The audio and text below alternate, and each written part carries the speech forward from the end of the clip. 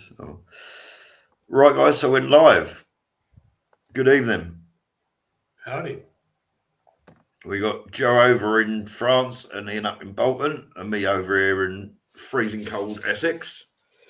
So today's topic is Bigfoot, not Bigfoot, sorry, it's cryptids. Same. It's because obviously, because of big cryptids, the first thing that most people come to is Bigfoot or Nessie. I did want to try and avoid Bigfoot and Nessie as much as possible because everyone's done it to death. However, there's quite a few in England that are very similar. There's, when you actually look into it, there's things like Yeti, Sasquatch. Yep. All of those are all very, very much of an ilk. Yeah. The thing with Nessie, again, if you look at some of the Swiss lakes, there's cryptids in there that are, believe, allegedly the same sort of creature. There was one. There's cryptids in lakes in the U.S. as well. Yeah.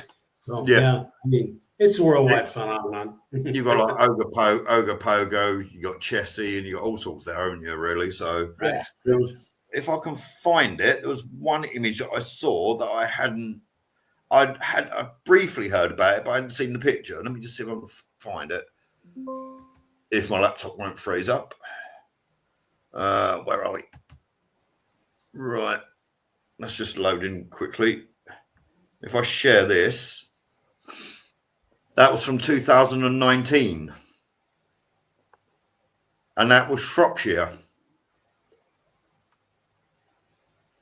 So that's to me, it's too hazy. To me, it could easily be a costume. But that's allegedly Bigfoot in Shropshire from 2019.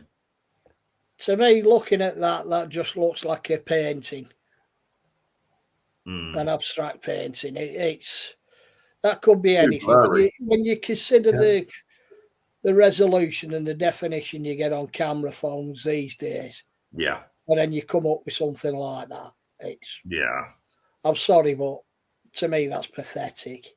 And if it is just a really badly taken photo, that's not a particularly tall Bigfoot by the look of it. You can't that looks to be under 6 feet. Well, it looks to be bent over too at the hips.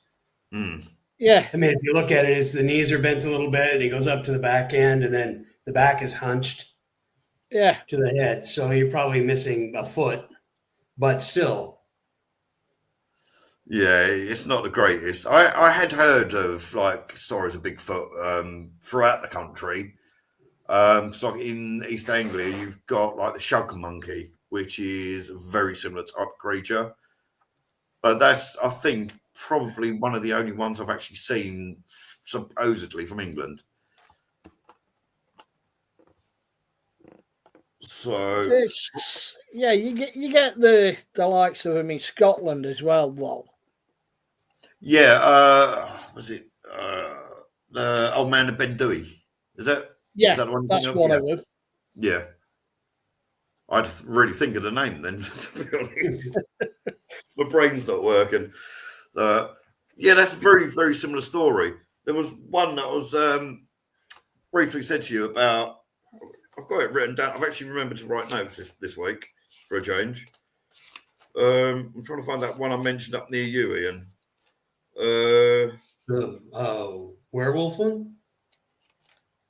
There was a werewolf one. There's a lot of things up here like boggarts and stuff like that. Yeah. There's a lot of like black shuck type things. Right. One There's boggarts in Scotland all over the place too. So yeah, one of which I could have seen up near Pendle Hill. Nice. I was working up in a place called Clitheroe, and I went out I've never been there, but I've heard of it. Yeah. Yeah, I went out for me dinner and went up the hill, up near Pendle Hill, and I called in at Nelson, which is the village. Mm. Not Nelson, Barley it's called. Yeah. Got me dinner. I went and parked up in a lay-by. Mm. Sat eating my dinner, listening to the radio. You know, you get that. We talked about it the other week about that feeling you know there's something. Yeah. Yeah. And I was sat eating my dinner, and I thought something's not right here.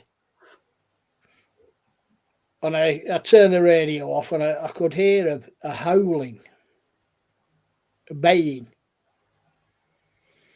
So I got out the car and I looked up the hill, and at the top of the hill, right on the brow of the hill, Mm. there was it looked like a Rottweiler. So quite And chunky. it was a big dog. It Yeah. was a big dog, and it was just stood on the hill looking down towards my car, howling. Nice. There was no one around. There was no one with it. Why didn't you go pet it? Yeah, puppy. I'd say it's about 200 yards away from me, up a hill. And it was just baying at me, but it was looking directly at me and howling. Didn't like you then? Oh no, it's got some taste. Wasn't your ex-wife in disguise, was it? No, nowhere near big enough. The one I wanted to start with is, if I go on, this. Yes. This was taken in 2020. In 2000, Looks like a cat with Photoshop. possibly. Well, 2000 in Monmouthshire, there was a little 11-year-old boy called, I can't even read my own writing, Josh Hopkins, claims he was attacked by a massive cat. They pinned him down, and there are photos out there with the scars and lacerations on his face. Shortly after, the local police in Monmouthshire, were doing house-to-house calls about a robbery, and 2 police officers claimed that they saw the same thing skulking down an alleyway and over a fence into woodland. yeah. So I know none of us are near. Actually, Joe's probably closer to Bodmin than we are, but and the most recent was 2017. Most recent sighting. 2017. The thing with these is there's a lot of black cats in Britain. Yeah. There's one in Bodmin. There's one in Surrey. There's one down your neck of the wood, Suffolk way. Yep. They're seen all over the country, and I can remember one that was on the news like 3 years ago, Mm. and it showed a black cat crawling along a hedgerow. There was one But about. there was absolutely nothing at all to give you any idea of the scale. Yeah. So Around about the same time, there was one up. I think it might have been sort of like Leicester sort of direction, right? That sort of Midlands and middle of England sort of way. And it was outside. I can't remember if it was a leisure centre or a scout hall or something like that. And as it walked past, it was close to the size of a wheelie bin in height. Yeah. That's pretty good size. So that's a fair size. That wouldn't be a domestic cat. So not unless it's been overfed. Is that the one you're on about, Ian? No, this one, for all the world, it looked like a bloody normal cat. All right. It was it because you'd no idea the size. It wasn't chunky. Yeah. It was quite a scrawny looking thing. Yeah. And it was crawling along a hedgerow. But because it's, I mean, if that was me, I'd have been down that field bloody after it with my camera. I wouldn't have been stood there going, oh, look at that. Yeah. It's next And door. the only trouble is hedgerows, it's hard to judge the height of something that stood next to a hedgerow. Yeah, unless exactly. you know the actual size of the hedgerow. Exactly. I mean, they didn't go down and see. They didn't walk down and say there was no gates or anything next to it. Mm. Get an idea of the size, but it's massive. It's massive. Yeah. Yeah, I've seen some, and they're like, I don't think so. How far from Hull were you, Ian? Hull, Yeah. hell of a way. 2.5, no, 3-4 hours. I'll say quite a distance, right? Yeah, it's the opposite side of the country. Ah, right. I've always been crap at geography. So.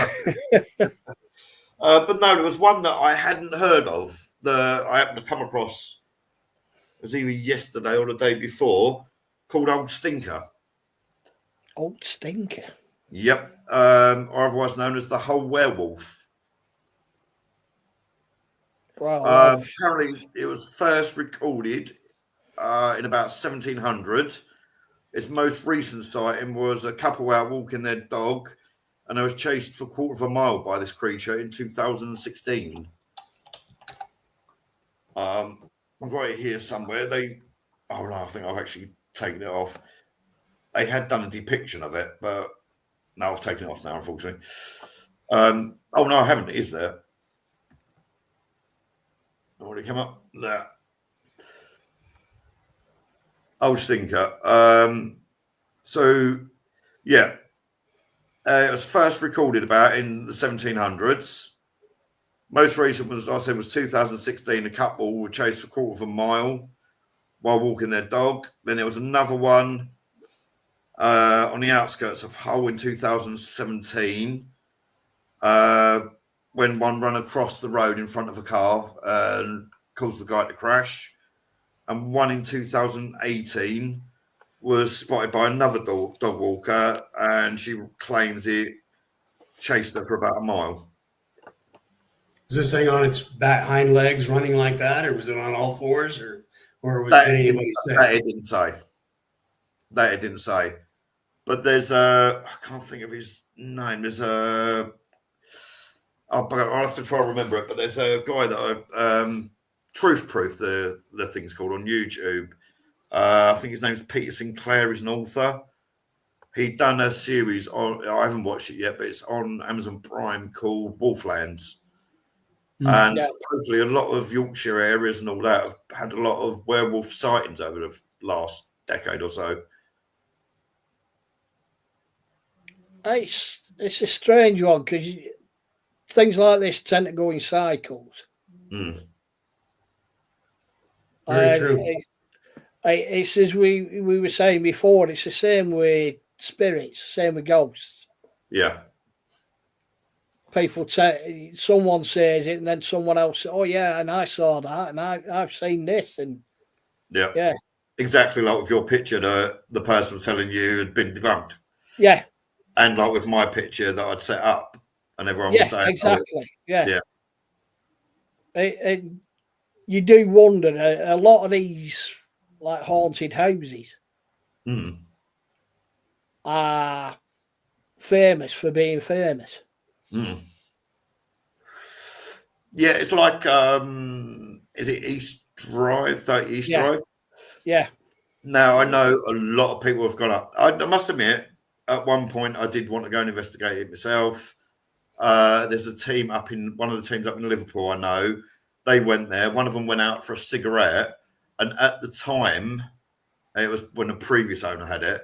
At the time, the next door neighbour had the key to let investigation teams in and out, and she was witnessed going like that on the wall. And when the person went back in after their cigarette, they went, "Oh, you missed it," or "While you was out there, there was banging and all sorts." Interesting. Now, also, I think it's a Turkish. I can't remember his name, but I think it's a Turkish guy that owns it now. he has openly said in interviews, it's a money maker. People think it's haunted, and I can make money out of it. He said that on a news interview. Yeah, it's so what you was just saying there is 100% spot on. You know, people latch onto things, and all of a sudden there's hundreds of sightings of it. Yeah. And really. Again, there's never any either photographic evidence. I mean, like I say, everybody these days has got a mobile phone. Mm-hmm. My mum's 86; she's got a mobile phone. Yeah. My grandfather, he's 99 this year, and he uses mobile. Yeah, exactly. You know? So, but all you get is some blurry dot in the distance. Mm-hmm. And or you zoom in, or you get the usual. You'll get something in the distance and a red circle around it. Yep. And that's so believable. Oh yeah, exactly. If it's got a red circle around it, it must be true. Yeah. I done when I had the previous group before Paranormal Angler, I had Paranormal Whispers, and I had a break from the paranormal for a while, so I gave it to one of the I took I can't remember what the image was, but it was a random image off of a movie, and I put a circle on around some random area of it. I said to it, and then I put it on there. What did you see first? And everyone went to the circle. Yet it was up in the top corner. There was like explosions and everything in the picture. Yeah. And down at the bottom, it was just something like really random, like a car or whatever it was I circled. So yeah, your point about circles is 100% right all the time. You know, they'd take a picture of a dark room and there's a shadow there. Yeah, it could be absolutely anything. I mean, you do a lot with photography and that. Yeah. And videos. Yep. I do a bit myself. Even I know how to bloody brighten things up, and you can brighten it up, and you can see. We said before, someone stood there with a bloody phone in the hand, the shadow with the phone in the hand. Right. You can literally see the shadow of the phone. Yeah. Yeah. Yeah. And these who are walking around doing these investigations, and there's no one with them. Well, who's doing the filming? Yeah, exactly. Yeah, exactly. No one with me. I'm here on my own. Yeah, if it was a tripod, you could tell that they were walking around with a tripod, but they've got somebody following them. So yeah, they're not really alone at all. Now, Joe, where you are in France, there's loads of cryptid tales there, buddy. There's quite a few down here. Cryptids, to be perfectly honest, cryptids aren't my favorite subject. I find them interesting, but I'm not going to go out of my way to research them unless there's something nearby that I want to see.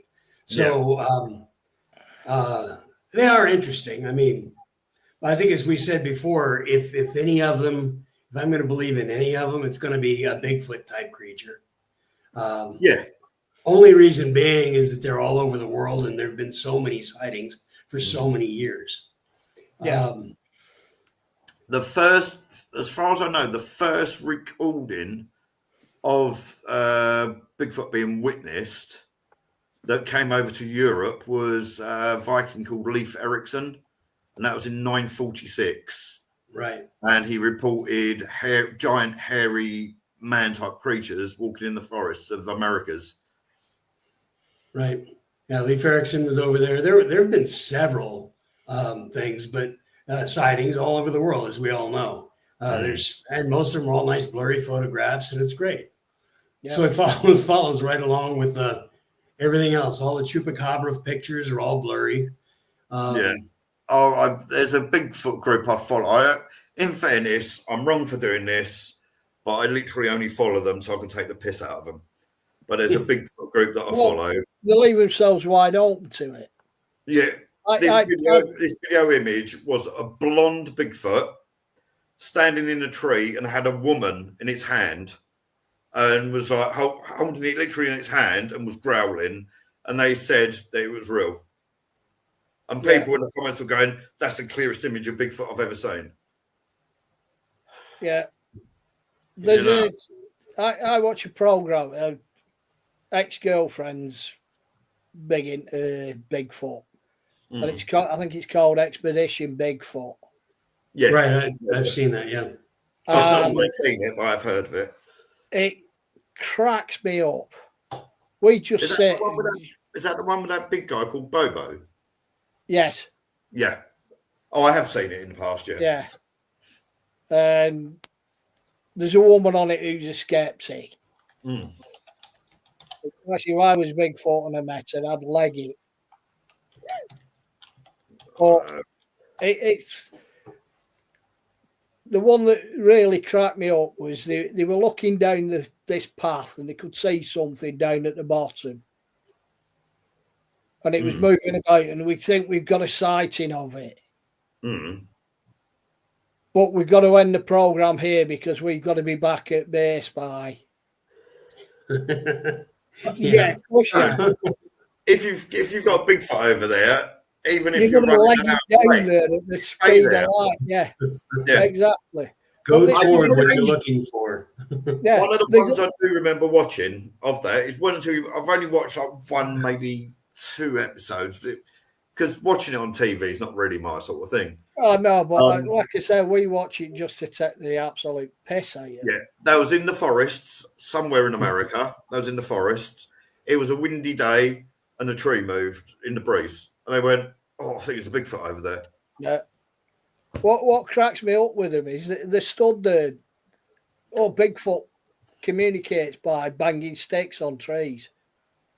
So they'll bang a tree with a stick. Did you hear that? Yeah.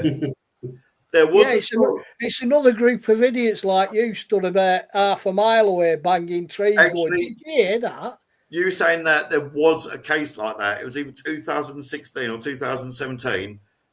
A TV crew had gone out to do a Bigfoot documentary.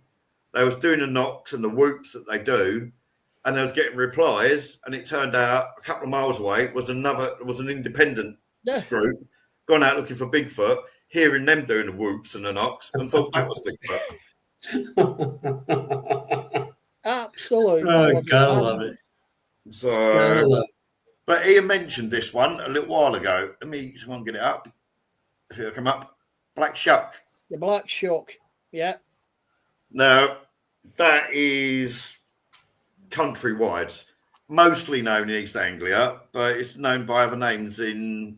Is it Burgust or something? It's up your way, Ian. Boggart. That's it. I know. I can't. I said I can't read me right. I'm writing. So. It's there's so many black dogs. Yeah. You name it. They're called different things at different places, but again, they're all over the world. Yeah.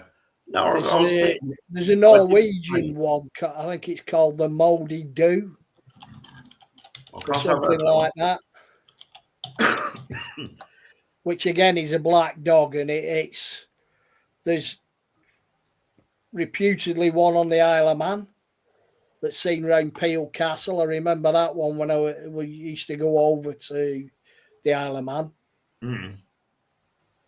But they're everywhere. Isle of Man's got Bram Jenke as well, isn't it? Bram Jenke, the rat boy.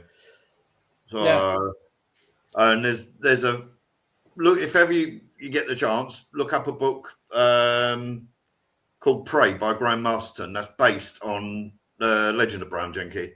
Yeah, it's a really, really good story about time travel and horror.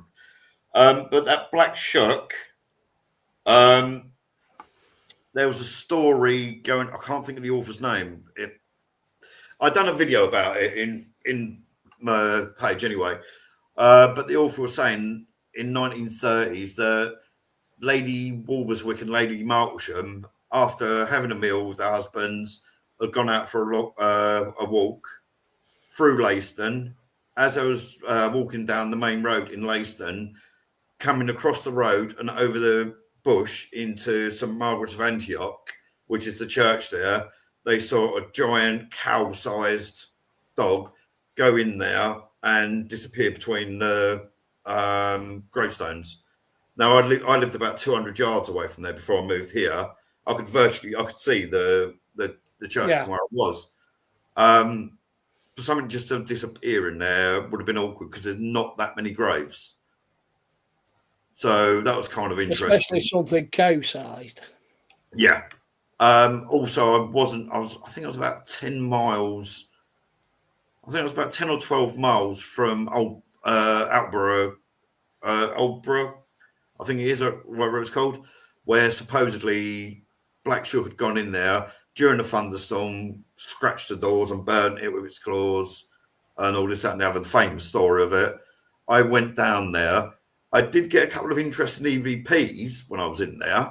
Yeah. But the so-called scorch marks on the door, I wasn't impressed in the slightest. No. I really, really wasn't. To me, it looked like, because where the scorch marks are very close to where the braces for the door are. So to me, it could have been they were straightening up one of the braces with a hot iron and it burnt it, and the story just come from there. Yeah. A lot of these where you see, oh yeah, this is blood. This is a blood stain. Yeah. Yeah. No. But there was up in Leiston Abbey, which was only 3 miles from where I was living, a few years back. They was doing some archaeology there, and they found a skeleton of a dog that from tip of the nose to tip of the tail was about 7 feet long. So, of course, in the local area of Leiston, it was, they finally found the body of Black Shuck. Yeah. Unfortunately, it turns out it was only about 100 years old, even though you watch it on YouTube and that keep saying, it's hundreds of years old, but it weren't. It's about 90 to 100 years old. Yeah. And I believe the DNA tests come out just before I moved out, and I think they said it was an Irish wolfhound. Well, I was going to say, I've had experience of an Irish wolfhound when I was about 11. I came out of a shop and the shop was set back, and as I turned the corner, I met an Irish wolfhound that was face to face with me. And it just licked me face, and it was like, that's my face, and there's a wolfhound. One of my favorite dogs. Yeah. Jesus. They are. I've never really had an interaction with one. I've walked past them in the street and things. They're as soft as they come. They're really nice. The Scottish wolfhound is very similar, but a lot heavier built. Oh, okay. I didn't know about that one. So yeah, they're a lot heavier, a lot more muscled. I've always wanted a St. Bernard myself, or a Newfoundland. Yeah. But yeah, the Black Shuck, you got Bungay Castle up that way. Absolute nightmare to park. Even when I had my motorbike, there was literally nowhere to park there. Yeah. The roads are the roads are just jam packed with parked cars all the time, and you have to go into a cafe, and before you can go through the back door into the grounds of the castle, you have to buy a cup of tea or a cup of coffee or something. You can't just go in. Yeah. If you look it up online, it says it's open 24 hours a day. Yeah, it's gated and fenced. But that was built in 1165 by Roger Biggood. And the alleged story of it was that the king at the time taxed him 100%, and as revenge, he tried to get his own back on the king and was killed for it. And supposedly Black Shuck, one of the tales is Black Shuck is Roger Biggood's ghost, come back as a ghostly hound. So, yeah. But you've got this very similar. Is it Harrogate Prison? A very similar story. Yeah, there is one about Harrogate. Yeah, so, I remember hearing something about it. He was claimed to be a sorcerer or something, and then he was killed, and the dog came back and slowly killed the people that killed him or something. Right. So a lot of those are all revenge type things. A lot of the Black Shuck. Well, you look at stories that you've got Sherlock Holmes, Hound of the Baskerville. Yep, that was based on a real family legend. That was based on a legend. You've got. I think they were Welsh, if I remember rightly. Yeah, you've got Sir Walter Scott's Peveril of the Peaks. Right. That was all about black mastiff dog. And they're based. Are they based on legend? So or have they created the legend? See, now sitting here talking about this is making me wonder, because the what are they called? Church Grimms.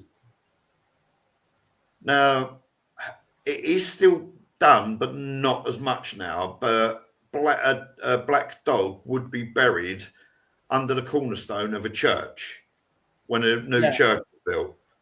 And it was believed that the black dog would protect the ground. And you couldn't lay a human body in there before the dog had been buried. So I'm wondering if, like the Church Grim and Black Shook, whether they are basically the same thing, but they've just sort of like branched off. Instead of being protective, it turned into something bad or scary or nasty. Yeah. Because you guys know yourselves, things like Black Shook, 9 times out of 10, it's an omen about something bad happening. 9 times out of 10.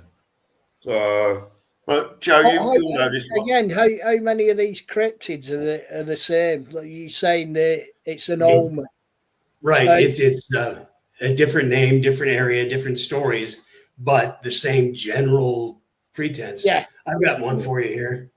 Let me see. Oh, Joe's found one. Oh, come on. Nope. Hold on. Maybe I can get it to work. You should be able to share. I'm trying to here. I would do it. You could have told me what it was. I would have done it, but my laptop is so knackered now. Let's see. Hold on. Video file. There it is. Open. It just keeps bringing up down here. Hold on. The BC's you ever done? Yeah, that one. Yeah, that's only 3 years they remember seeing this thing. It's been reported from about 1764 to 1767, and it was about a 90-mile range, 90-kilometer range, 50 miles or so, that this thing went. But there were killings all the way through, all sorts of stuff happening with this guy, and it was probably a 2-hour drive northeast-ish of here. So it's not that terribly far up. It's in Haute-Lorraine. Well, I was going to actually ask. What's that? No, just saying about that, the travelling, you just made me think.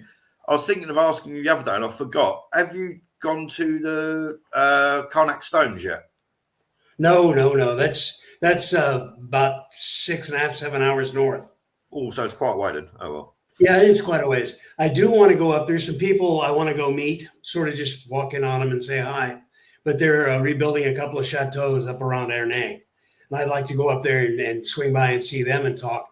Then I'm right close to where that whole area is. And, it's only a couple hours from them. So I'd like to go and do that. I'm just curious, because obviously you pick up stuff. I'm just curious what you'd pick up when you was down there. That's what I'd like to do. I'd like to swing by these chateaus and say hi and see if I pick up anything there, just for the heck of it. Yeah. They've been mentioning strange things happening every once in a while. And, I volunteered my services to come up and look around, but haven't heard back from them on any of that. Oh, okay. Right, now here's one here. Ogres. Familiar. Yeah, I'll see that every time I bother having a shave. The ogre. Now, the town of Ipswich, because I was living just outside of Ipswich when I started Paranormal Anglia. Let me take that off, because that's... Oof. Without my glasses on, that looks even worse. That looks like my second wife. Now, there's the town of Ipswich has an ogre tale to it, and I only found this out a few years ago, and I just thought it was a little bit interesting. The story goes that before Ipswich was formed, it was all marshland, and they started building on it, and an ogre would come out at night and eat the townspeople. Basically, then they struck a deal with the ogre to build on the town, if they fed it food. When the food ran out and they couldn't afford to feed it, apparently they trapped it and they sent it up to Norwich. So that would explain some of the people in Norwich, to be honest. High six. Yeah. Or is that scene in Harry Potter where he's talking to the mermaids and he's got the webbing? Yeah. Put a meme out there that people from Norwich, but well, I think they moved up to Wigan myself. You can see where they put the webs. Like you said, though, the other week, it stops them dropping the pies. Exactly. It stops the gravy falling between the fingers. Well, your thought, is there much mentioned about the beast you've ever done in France, Joe, or is it like dead point now? No, there's not a lot. I've talking about strange things down in the pub sometimes on a slow night. I'll be talking with a bartender or something like that, and we're chit-chatting. Sometimes crazy stuff like this pops up, and a couple of different things have popped up, and we've talked about them. This came up one night, and that's why it came to my head when I was sitting here doing this. So now, I can't remember if it was last week or the week before, one of you two mentioned about the beast you've ever done. Because I was bored, I had a look on YouTube, some documentaries about it. Because to be honest, I don't really know that much about that case. I know a little about it. Supposedly 100 people died, and we got someone watching, I think. So 113 people, as a matter of fact. How many? 113, 49 injuries, 98 were killed and partly eaten. See, now in this documentary I watched, supposedly there's or up until recently, there was a stuffed hyena. I hate that word because I can't pronounce it properly. But apparently there was a stuffed hyena in one of the museums in Paris that they claim was the beast you've ever done. Well, it was alleged to have been a hyena or a large wolf. Right. Or something like that. Again, the tail was longer than normal, a couple other little things like that. But yeah. And I mean, when was it? 1760s or something like that? 1764, 1767 or so. Yeah. And it was, I don't know, I've heard it described as being a wolf or a werewolf. There's even claims it was a lion, a dark lion. One of the documentaries, yeah. So again, possible with my back, teeth. Yeah, with my background in health and safety, we're doing interviews after an accident. Eyewitness statements are absolute garbage. Yeah, of course they are. Yeah, and your own recollection of what happened. Yeah, you ask you immediately after the event, you'll give one version. Half an hour after, it's something different. Yeah, there was an experiment like that done by, I think, a Skeptic magazine. Yeah, I believe that's correct. And it was around about, I'm sorry, Barry's about to die. 60s, it was about 70s? the Mothman. Right. Yeah. No, this one was in the 80s, I think, 80s or 90s. This one I'm thinking of. They just a few years done like a rough outline of the Mothman shape, and they had three sizes. One was 7 foot, one was 5 foot, and one was only 2 foot. And they put them in the bush, and they drove alleged witnesses past this thing, and they was like, go right, okay, how tall was it? And it's surprising how many were seeing the 3 foot one and saying it's got to have been at least 6 or 7 foot tall, and it weren't. It was like 3 foot. Right. You know, so what you said, witnesses are just. If you're under a stressful situation, you're not going to always see the situation exactly right. No, you can train yourself to do that. It depends on your perspective as well. There's I can always remember it used to be on at the cinemas over here. and there was a, if I remember it rightly, going off topic a bit, but everyone's idea of skinheads, everyone's idea of skinheads, was racist thugs. Yeah. Right. And this guy came out, a black guy came out with a suited briefcase, and this skinhead, it showed him, then it showed this skinhead legging it towards him, shouting, and it clicked back to this black guy looking towards him, and this skinhead running. When the skinhead hit him, pushed him. Yeah. And oh yeah, bloody typical. And then it panned out and showed it from a different view. And the skinhead actually saved him. I mean, it was all rigged. Right. Yeah. But the skinhead was saving his life. The skinhead was actually saving his life because something was falling from the scaffold above. Yeah. But he killed him. Yeah, it's all perspective. It's all perspective, and that's it. Like you say, if you're driving along and you say, oh, crap, yeah, it's massive. And these are like that cat we were talking about, big cat earlier. Yeah. You say it could be a normal bloody cat. You've absolutely no idea the perspective because you've nothing to judge it against. Yeah, exactly. Let me just remove some of these images. This one, I don't know why. It clearly is not real whatsoever. But for some reason, this is my most favourite cryptid of all time. The slide rock bolter. I don't know what it is. I think I dated her once. I don't know why, but there's something about this one I love. It's a whale with its tail has a hand on the end of it. And it's old lumberjack tail from Alaska, I believe it was. It would hold on to the top of a cliff when lumberjacks were walking past. It would slide down, eat the lumberjacks, and then slide back up the hill backwards again. I don't know why. I lived in Alaska for a number of years, and I never heard that one. You know, I think it was Alaska. What was it? It very well could be. I mean, I don't know everything there is to know about the state. I was there, gosh, I don't know, 10 years or so, but maybe a little longer. I ain't got my reading glasses on, so I can't really see what I'm doing. Well, that's the thing, though, Joe. Like you said, there's so many different cryptids in each area. Right. And each one has their stories. And if you don't, there's literally thousands. I mean, everyone goes on about the big ones now, Bigfoot. Right, the famous ones. Nessie and things like that. Mothman. Yeah.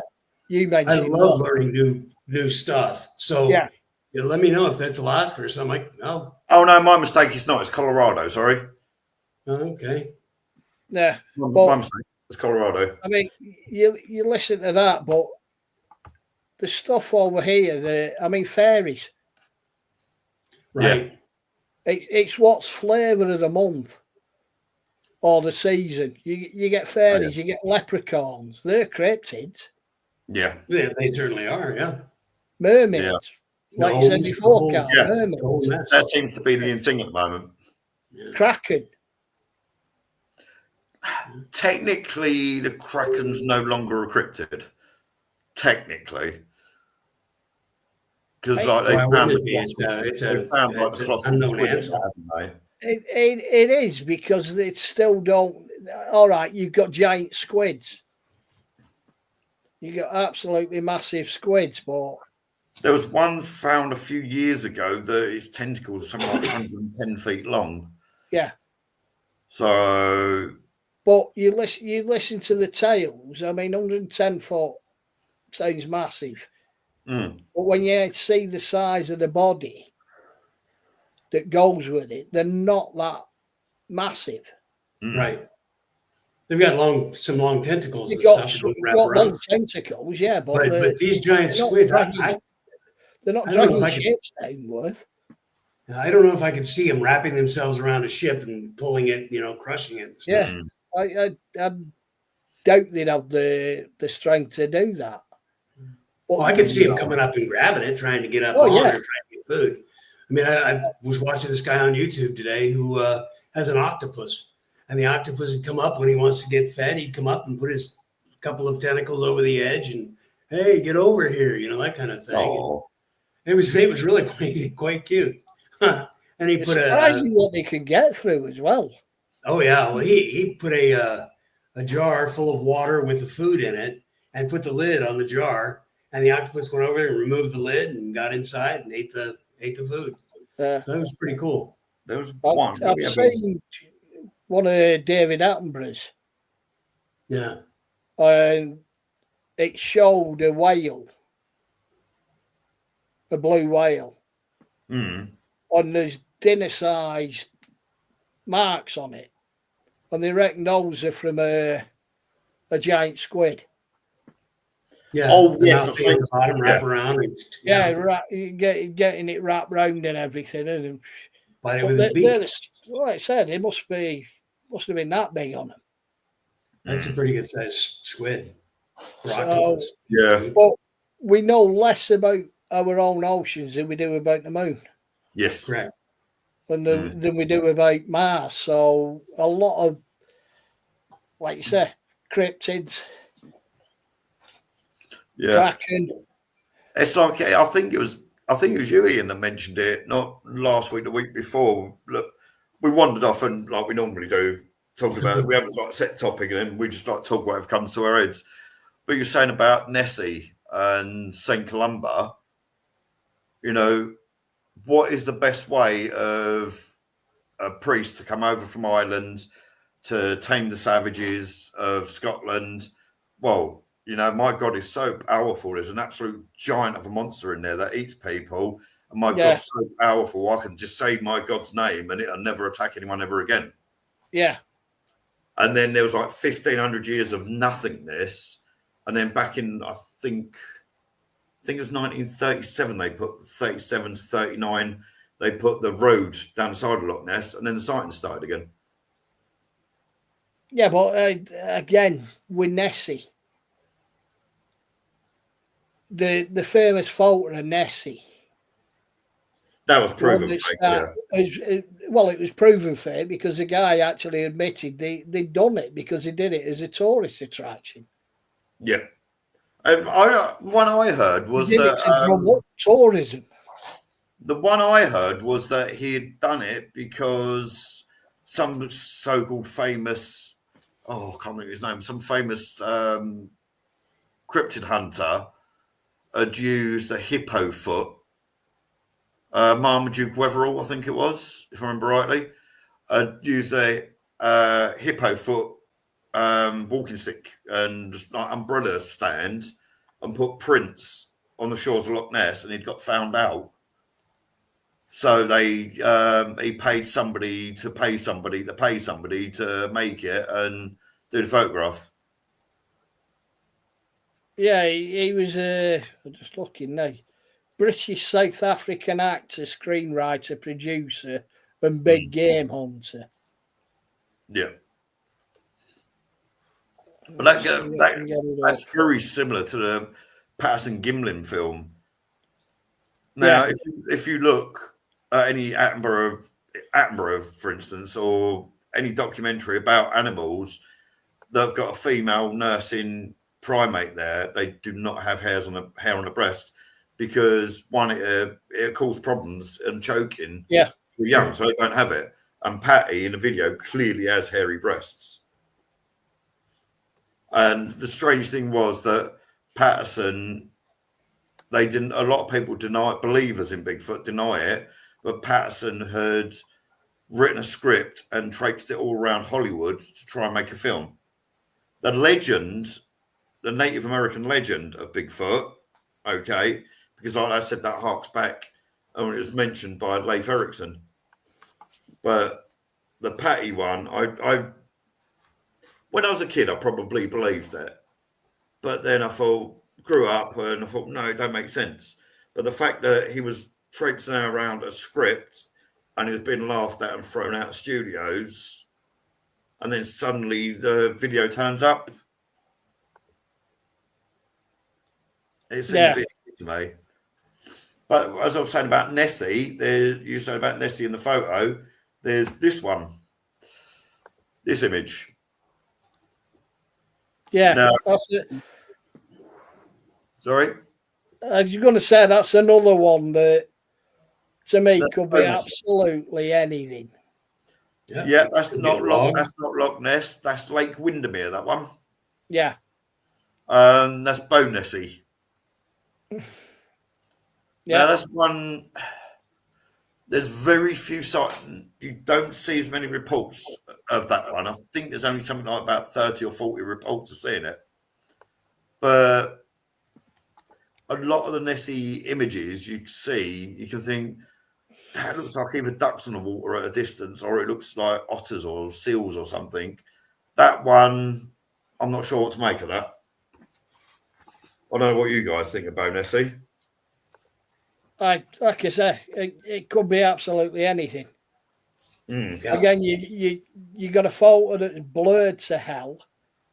Yeah. You've nothing to scale it against. If there was a bolt next to it, you get a size. Yeah.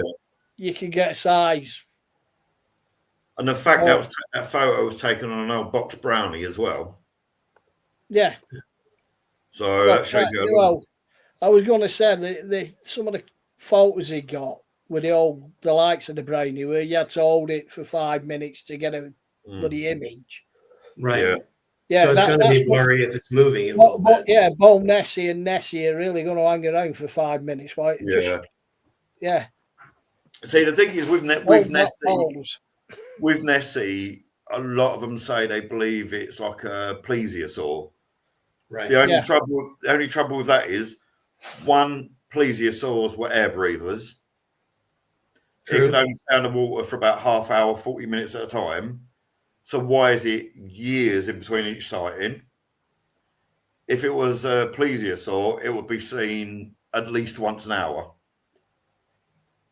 Also, the other so-called sightings, and people say they was out on the boat and the head came up and this and that and the other happened. Plesiosaurs didn't have the musculature in the neck to raise their head up out of water. Right. Yeah. They'd be close to the surface breathing and then coming back down again. Yeah. Now, Loch Ness is surrounded by pretty tall hills. Yes. So could there be someplace where there could be a cave that Nessie could be in all the time with oxygen? And I don't know. I'm just coming up with ideas. Well, there's supposedly one under Embark Castle, isn't there? Well, that's what they say. There is allegedly a tunnel out of Loch Ness. I mean, it's one of the deepest lakes. Yeah. And they still haven't mapped the full thing of it. I think there is talk of it. Right. If I remember rightly, at the moment, the deepest point that's been found was 812 feet. Yeah. That's still pretty deep. That's deep. Now, canals going into the loch. Right. The Caledonia Canal comes in. And things like that. Really cool cemetery. The only trouble with that is they're only about 14 feet deep. Yeah, they're certainly not deep. They're not deep enough for a creature that big to be able to swim in and out of. No. Because that leaves us with caves. Yeah. I mean, really. Now, if it was something like a plesiosaur, it wouldn't be able to hold its breath long enough to swim through water through a cave. It depends on how far it has to go in, and if there's oxygen on the inside of the cave, there's big air thing in there. You go in there and sleep, and then do what he needs to for years. Yeah, I suppose there's that. Yeah. Now, who knows? Again, it's another one of those. Mm-hmm. Like Joe said earlier about Bigfoot. You look around the world, there's one in Lake Superior, allegedly, Pressy. Yeah. There's one in Switzerland. Your Chesapeake Bay. Right. You've got this. You wonder sometimes with some of them. I mean, Ogopogo as well. You got all sorts. You've got all sorts all over the world, and as mankind has spread, I mean, when America was discovered, and you got all the emigration to America from all over the Europe. So you get got all the stories, all that all came with them. Yeah, as Joe said, you get all the legends. Yeah. Well, all went over with them. It's off topic, but like for instance, you had like legends of that are now voodoo and things. Sure. They voodoo, quite. voodoo. If you go voodoo, it's Haiti and America and places in America, but that's all come across. Right. That's come across to the Caribbean, then into New Orleans and that whole area. And there's that's lots of things. I can't think of the place. Yeah. But with the Halloween, Americans, from what I don't know how true it is, because obviously I've never been to America, but it's always depicted that Americans are huge on Halloween. Yes, I think we ought to get rid of all of the holidays and make everything Halloween. Yeah. Halloween originated in Ireland. Right. Yeah. With Stingy Jack. Right, and carved turnips and the whole 9 yards. Why it became pumpkins, I have no idea, but because that's what we had. That's what we had lots of pumpkins, and they're a great thing for carving. Yeah, it's easier to get pumpkins and do that than it is to do turnips. Yeah, turnips aren't a huge thing over there. No, to be honest with you, I don't think they really are over in this country anymore. No, probably not. Hold on, there's one I wanted. Let me get rid of this one. There's one I really could get my proper glasses so I can actually see what I'm doing. But right, where is it? There, and it's this image here. If it'll load, there we go. Right, I got an image here. Doesn't look much. Yew tree. Yep. I thought I recognized it. That's the Biston Dragon. Legend of the Biston Dragon. Do any of you guys know this one? No, I don't know that one, but dragons are what I was going to bring up next. So perfect segue. Funny enough, that's what I was going to broach you about after doing this one, is because I was watching a thing on there, because France has got a lot of legends of dragons. It does. That's why I brought this one up next. Brisbane Dragon, apparently the story, I really need my reading glasses because I can't see what I'm doing. Apparently a knight had a fight with a dragon. He covered his sword with glass and they had a fight. They fought for 13 days. When the dragon was finally beaten, the knight went home, started feeling guilty after 30 days, went back to the top of the hill, which is here where allegedly, we've lost Joe. No, I'm still here. Oh, your video. Allegedly, after 30 days of feeling guilty, the knight went back to the top of the hill where he dropped his yew tree bow, and that's what formed that tree that's there now. Allegedly. So, and the reason I brought that goes kind of back to like the Robin Hood that Ian was mentioning last week. Yeah. So, but I brought that one up is because there's a video that I'll keep trying to watch. It's about 40 minutes long about Legends of Dragons in France. I keep starting to watch it and I keep falling the bloody asleep. No matter what time it is, I just keep falling asleep. But that's why I was brought that up, is because Joe being in France, there's a lot of Legends of Dragons over there. There are. There's a lot of Legends of Dragons here, and I was looking some of them up. One of the famous ones is La Guivre, which is basically a dragon. And this guy named Samson of Blois, he had an encounter with a dragon-like creature, and that's the name of it. He had come to visit Saint with an entourage of followers. I'm reading this because I don't really know the story that well. One priest, uneasy with the low quality of the food, took a bread roll out and hid it under his robe, and almost instantly he started convulsing. the saint wanted to see what was going on, and he had a dragon under his robes, a small dragon. So that's what caused a lot of the fight. And, dragons were considered to be demons as well. So demons and dragons and everything like that were all mixed together in this part of the country. We know that over in Asia, dragons were a completely different thing, and they've been all over the whole place. There's dragons everywhere in the world. But here there's a lot of different stories, but a lot of them are dragons are representing the serpent. Catholicism takes over, the serpent becomes the devil is that, and that's how it really goes with a lot of the stories with the dragons here. The trouble with that, though, is that it obviously harks back to the Adam and Eve story of the serpent in the tree. But for the first 400 years of the Bible, the serpent in the tree was actually depicted as at the top half of it being a woman, and is actually originally, it's believed that it depicted Lilith, right? Not Lucifer at all. Yeah, but how many people know who Lilith is? First woman was Eve. No. No, first woman was Lilith. Yeah. Now, with that, is like that's why people sing tunes to their babies at bedtime. They sing lullabies because Lilith used to take children, and lullaby it translates from Lilith by, right? Try and get rid of her. Protect the children from Lilith. You're right. But the church and the St. James Bible and King James Bible, when it all got changed, it all got changed completely. So, and a lot of the Gnostic stuff got taken out as well.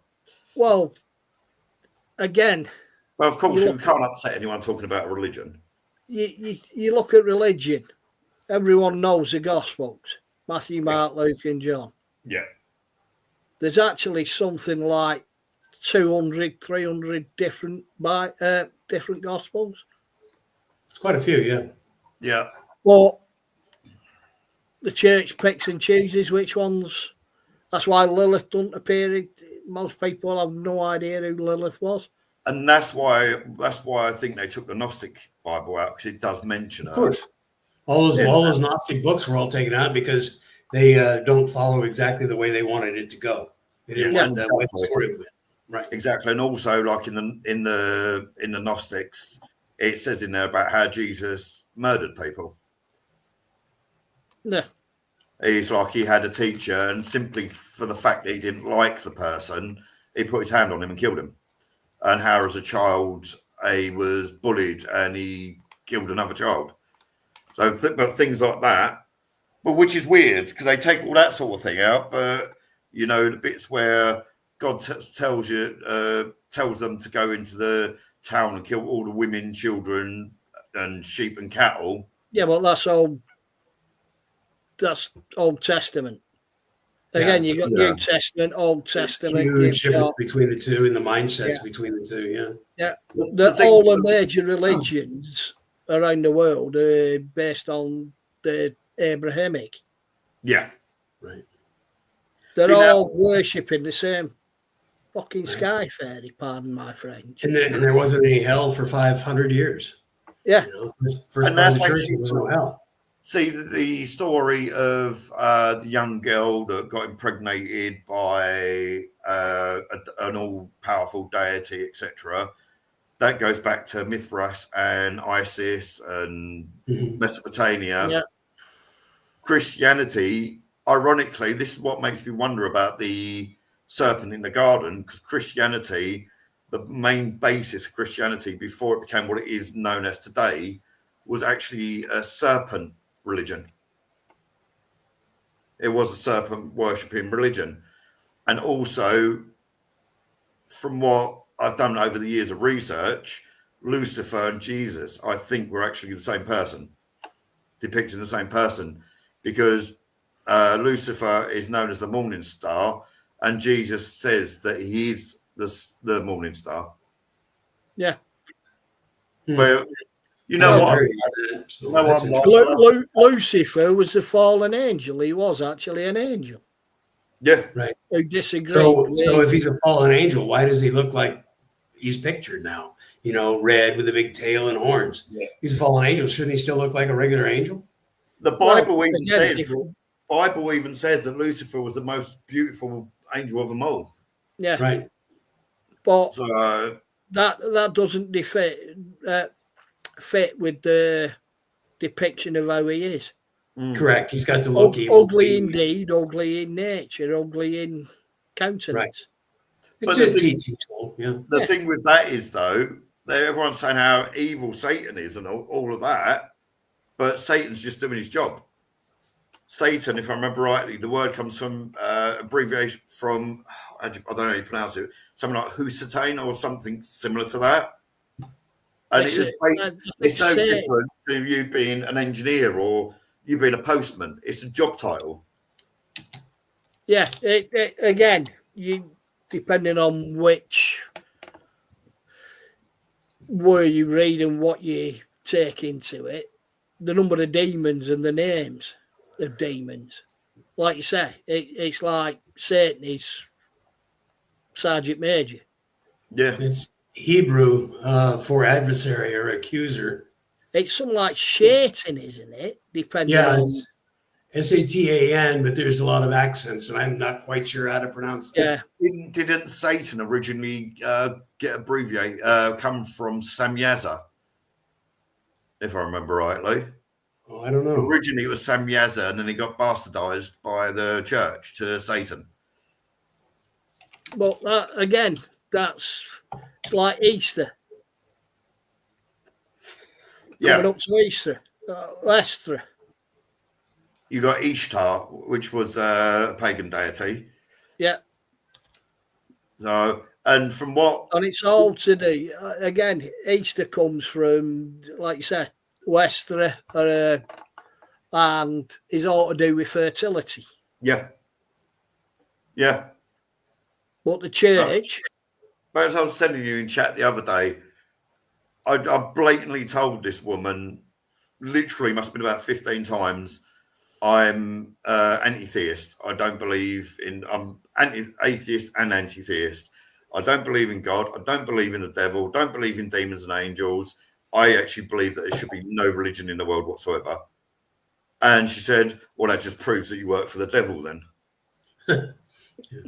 Yeah. Well, it's like all these... It's all your fellow countrymen. It's like all these isms, Carl. They only ever work one way.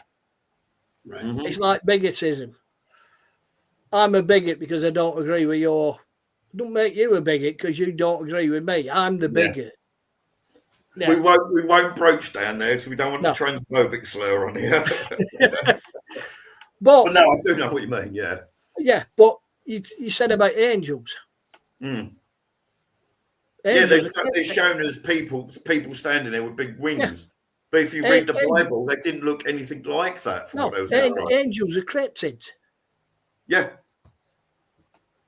Wasn't one of them looked like a giant wheel with hundreds of eyes on it or something? Yeah. There's a lot of stuff like that. Yeah, the stories they don't look anything like what we see with the wings and everything. Yeah, but no, I'm not going to. You guys know what I feel about religion, and I am guilty for Christian baiting. I must admit that. But it's surprising these that go to church on a regular basis know far less than what I do about the book that they read on a daily basis than I do. Yeah. See, the thing I was watching, I like watching things, debates like Matt Dillahunty, Forrest Valkai, where they have they're then well-known atheists. They have Christians come in to try and persuade them, and they get shot down all the time. And I must admit, I sit here and I'm wetting myself with laughter half the time because what they're saying is what I've been saying. I used to go to Sunday school, and I was about 9 years old. I can't remember her name, but I vividly remember what the woman looked like. She had short, reddish-brown hair. She was in a green cardigan and green skirt, and she was reading through this, that, and the other in the Bible. I was 9 years old. I went, do you know what? This is a load of bullshit. I got up and walked out. And from that day, I just literally didn't believe it anymore. No.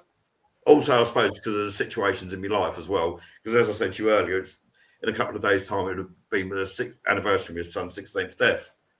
Well, there's complete bastards out there in the world that are living into their hundreds. Yeah. We got a good evening, Martina. Oh, I know that is. I think is that. Hi, Martina. I think Howdy. I can't be bothered to get. Hang on. Sorry, guys. Let me get me. Get him. It's easier than listening to you bitch about it. I literally, because of my diabetes, my eyesight has got, and because I've got the cataracts type, my eyesight has got so bad. We all know what makes you go blind, Cal. Well, I've got calluses. Those furry cryptid hands. Tina from Ireland. Yeah, it's my lovely Tina. How are you, my dearest friend? She's an absolutely gorgeous lady. She is. She's got a heart of gold, that woman. Right, now here's one for you. Oh, then you show this picture. That's not very nice. Yeah. What a Sorry, backhanded compliment. Absolutely gorgeous lady. No, she is. She's got an absolute heart of gold, bless her. And like with you guys, when I was going through my bad patches of like me depressive, 100% she's there every single time, bless her. She's an absolute angel. So love you to bits, Tina, my dear friend. But anyway, this one, Black Annis. I don't know how familiar you guys are with Black Annis. And I've heard the name. I've heard some stories, but not a whole lot. Cinderella. Tina, what we discussing this week is Cryptids of the World, Tina. So Black Annis, boogeyman type figure, a blue-skinned hag with now it's a blue-skinned hag. Now I'm wondering, and I did kind of have a cursory look about 4 o'clock in the morning. There's a possible link between Black Annis and hagstones. Okay. Well, hagstones, as the name implies. Because the theory is, if there's nothing in front of you, you look through a hagstone. You look through the hagstone, you can see what's you not can there. see the other world. Yeah, the fairies and everything. I think I found a hagstone once, but I never saw anything different through it. No, I've got one in my room. One. Yeah, I've looked and looked and looked my whole life, and I've never once found a hagstone. I've actually got one in my room. So have you? I'm lucky bugger. I've never seen that. Another one. Was it Ian that said about the boggarts? Yeah. Right, there's one that I found out about. It's called a boggart as well, and it's your sort of, it's like Yorkshire type of area. Yorkshire, well, the Yorkshire, Lancashire area. And allegedly, the boggart is the reason that people put horseshoes above the doors. One of, yeah. Or one of the reasons. Boggarts are the shapeshifters. Right. Yeah. They are mischievous, evil little. They can be good or bad, can't they? Oh, they can be. Yeah, they're not always. They're not always, but they tend. It's like everything. People tend to remember they'll do something. The shoemaker. You remember the one about the little shoemaker? Right. Where someone kept coming in and making all the shoes for him. Yeah. That was allegedly based on a Boggart story. Yeah. And based from the Boggart story, J.K. Rowling actually used it in Harry Potter with Dolly. Yeah. Basically the look for a start. And if you give them an item of clothing, it gives them their freedom. Yeah. But to be honest with you, other than getting ready for this bit here, I haven't really looked into the Boggart. But up in Scotland, the trouble is, like we said, a horse. Yeah, but again, you've got in Scotland the horse legends. Right. You've got the Kelpies. Same with Kelpies. Scotland and Northern Ireland. You've got the Kelpies. Mm-hmm. Yeah.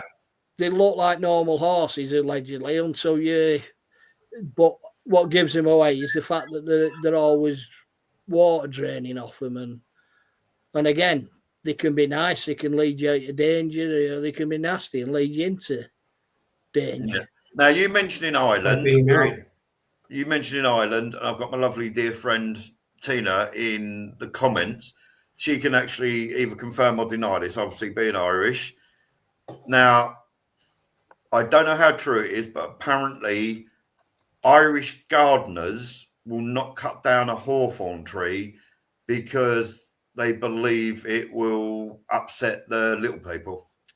Right. I don't know how true that. And Tina, obviously you're in Ireland. But I don't know if you can either confirm or deny.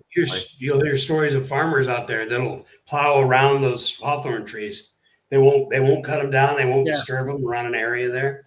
And to do so would be very, very bad luck. So. Right. I was because I remember years ago, I was trying to think. Brandon's 27, Kieran's 25.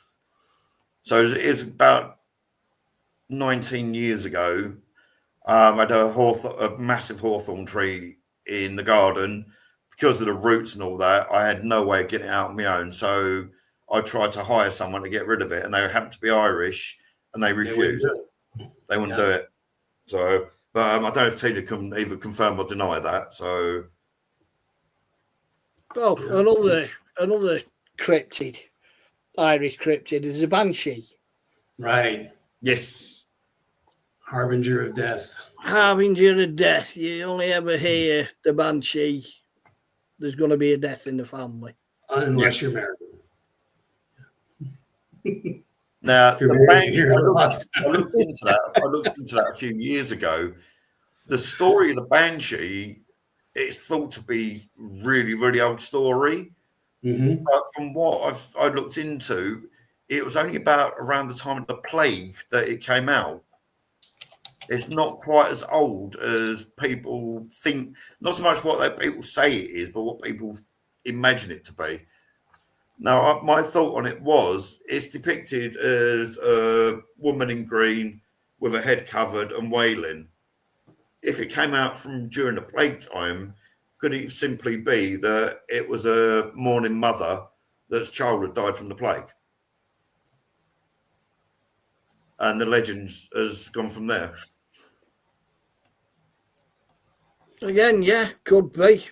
Yeah. Early, looking at this, trace back as far as the early 18th century, based on an old Irish tradition where women would sing a lament to signify one's passing. Mm.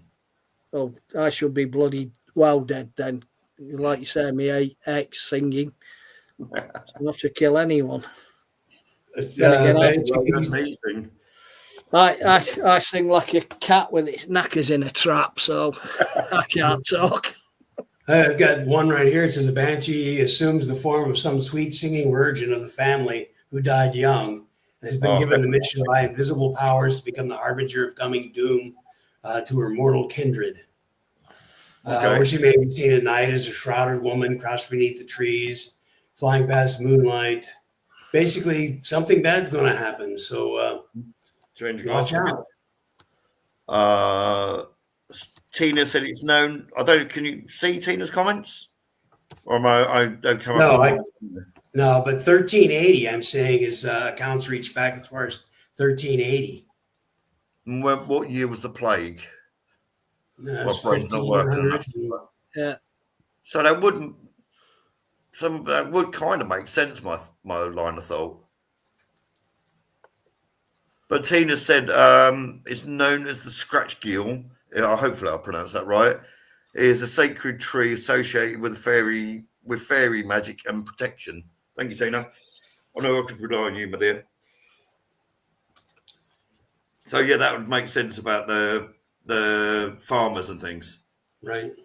So, but with mentioning the banshee and plague, up in I don't know if ever you guys have ever been to Norwich. There's a building there. It was called the Stewart House, or the Stewart House, sorry. And nowadays, it's now an antique shop. It's owned by, I don't know if it is now, but when I lived there, which is 15 years ago. It was owned by a gay couple, a guy called Andrew, and I can't remember his boyfriend's name, but they were really, really friendly. And during the daytime, they let me do a little private investigation in there. Now, originally, the house was used during the plagues. And the story goes there was a young girl, maybe 9 or 10 years old, been put in there into the house with the rest of her family because they had plague for some reason, and nobody knows why. But she happened to be one of the few that was immune to the plague. People would hear her screaming and shouting and banging on the windows. But obviously, because of the plague, they wouldn't let her out. When they finally went in there to clear the bodies, she was found dead on the floor. She was so hungry, she'd actually started eating the thigh of her mother. She started eating her own mother's leg, and a piece of the mother's thigh had got stuck in her throat, and she suffocated. Yeah. Right behind that building, there's it looks just like a bit of lawn and a garden now, but it was a plague pit, and 1,500 people, 1,500 bodies were dug up from that one bit there. And literally feet away from that, there's probably about 15 feet away, there's the doorway of a church. And there was a young boy, I don't know what year it was, but he'd stolen a loaf of bread.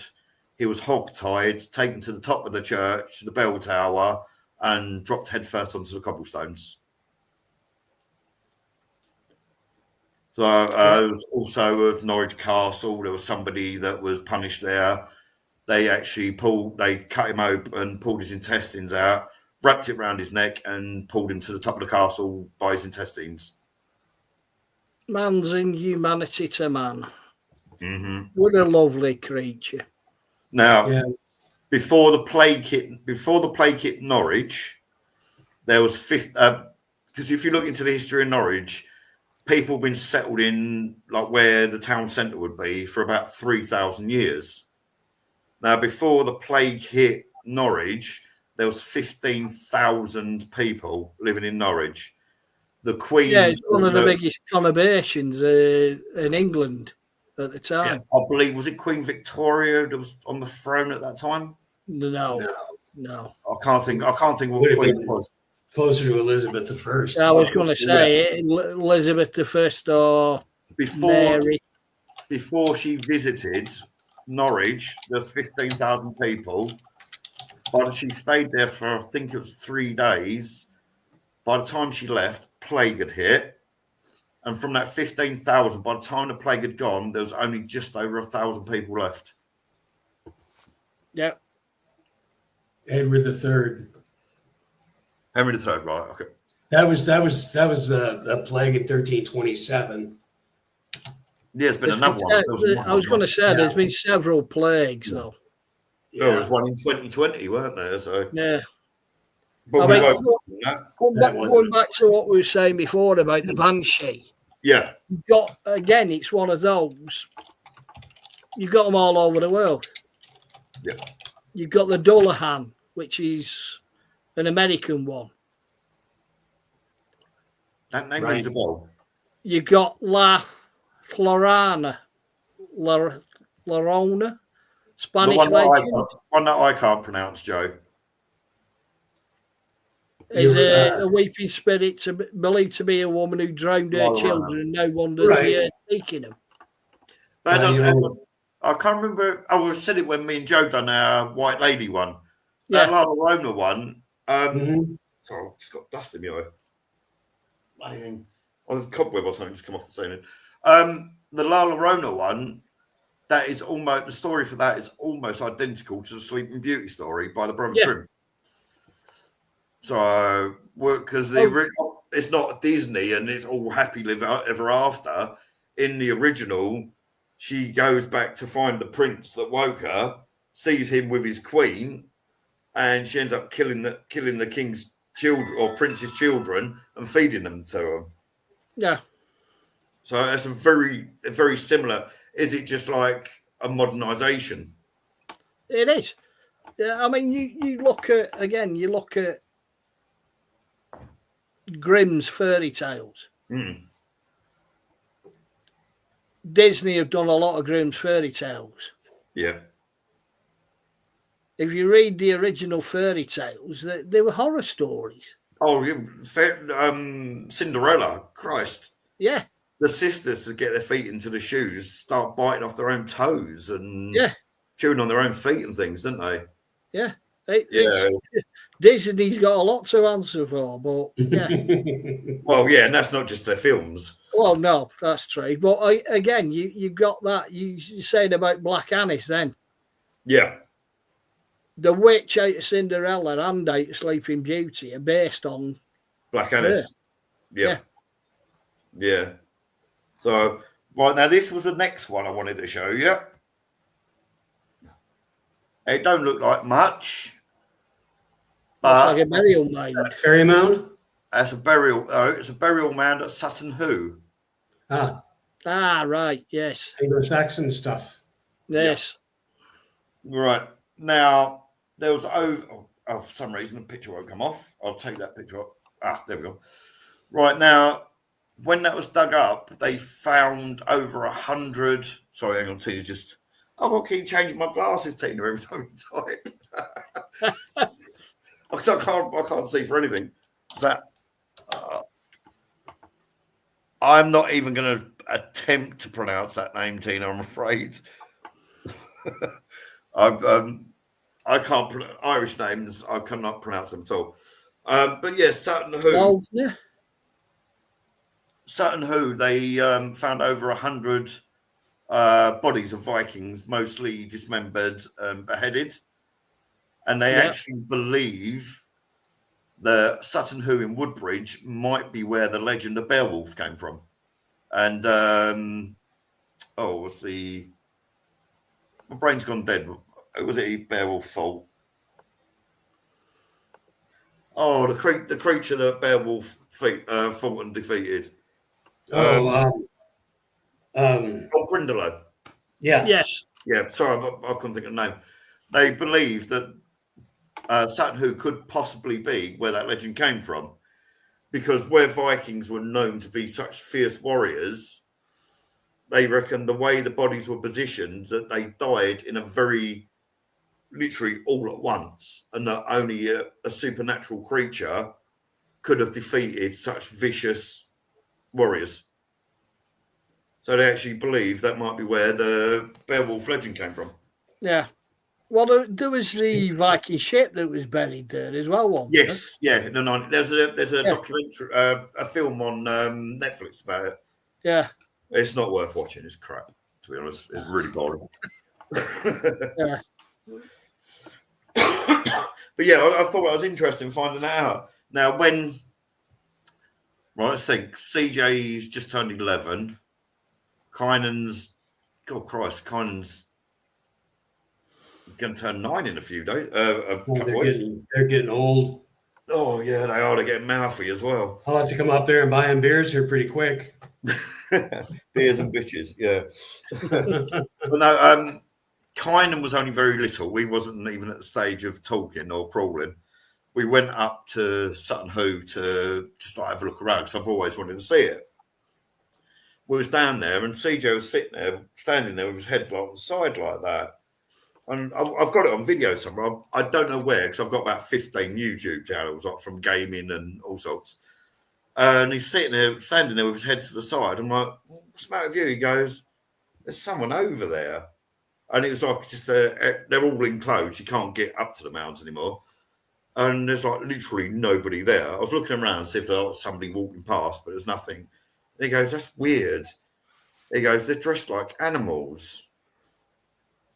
He was at nursery at the time, so he would have been about 3 or 4. And he goes, they're dressed like animals. I went, what do you mean they're dressed like animals? He goes, they're speaking not English. Oh, well, what do you mean? What, they're speaking a different language? He goes, yeah. He goes, they're around campfires, and I can smell the fires. And he was told all these different things, and he was describing what a Viking would look like. And he was like 3 or 4, and he hadn't even learnt about Vikings. He didn't even know what a Viking looked like at the time. But this goes back to what we were saying the other week. About kids, yeah. About kids. They see what's there. Yeah. As adults, our whole life we're told, don't believe what's in front of you. Mm. Yeah. So Yeah. even if you see something, you dismiss it. Yeah. True. Tina, sorry, 2 seconds. That Queen of the Banshees, Tina, can you voicemail me a message how to pronounce that? Because I don't even want to attempt to pronounce it. Clee-un-oo. I have no. I couldn't do it. I don't want to even attempt to do it. But yeah, Black Anis. From what I've got, from what I remembered, I wrote down. Supposedly, there's a great oak outside a cave in Leicestershire, and supposedly that cave is where she lives. It's Keno or something. Yeah. Oh, she said good attempt anyway. Yeah. There was another one. What was the other one? Oh, that was the one up Cheshire, your way. The Asrai. Apparently, it is. Oh, right. Apparently, it's a mermaid type fairy that lives under the water. It only comes out in moonlight once a century. Daylight will kill it instantly, and coming out of the moonlight is how it ages. It uses the moonlight to help itself age. And Scottish poet Robert Williams Buchanan wrote a poem about it. It's not one I've ever heard of. I looked, I couldn't find much about it. But then again, like I said the other week about the Coombs Wood Dark, there probably is, but because my sleep pattern's up in the air and my mind's wandering, and because, like I said, it's come up to Dayton's anniversary, my brain's not really working too well. But apparently, their touch can actually set a person's body on fire. They like to drown people. And the only way you can stop one of them chasing after you or trying to kill you is by swearing at them or talking sexually to them. I'm proof against them then. I swear like a truth. But yeah, apparently if you come onto them and say you want to mate with them, that scares them off back to the water. I can't I've say met a lot of them then. Yeah, me too. Hundreds. It's like what I was going to say, I think it was Ian mentioned about the Bigfoot, and because I showed that really dodgy, iffy picture. Why is it when anyone says they see like Bigfoot or the Dog Man or something like that, they're always 7 foot tall?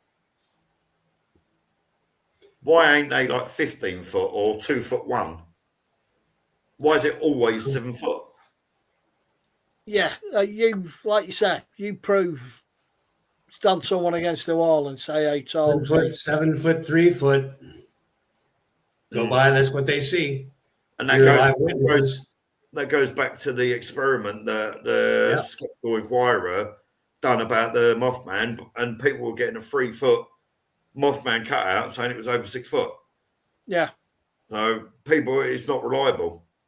And you do get like these people, well, I took a polygraph test to prove that I saw it, and I passed the polygraph test.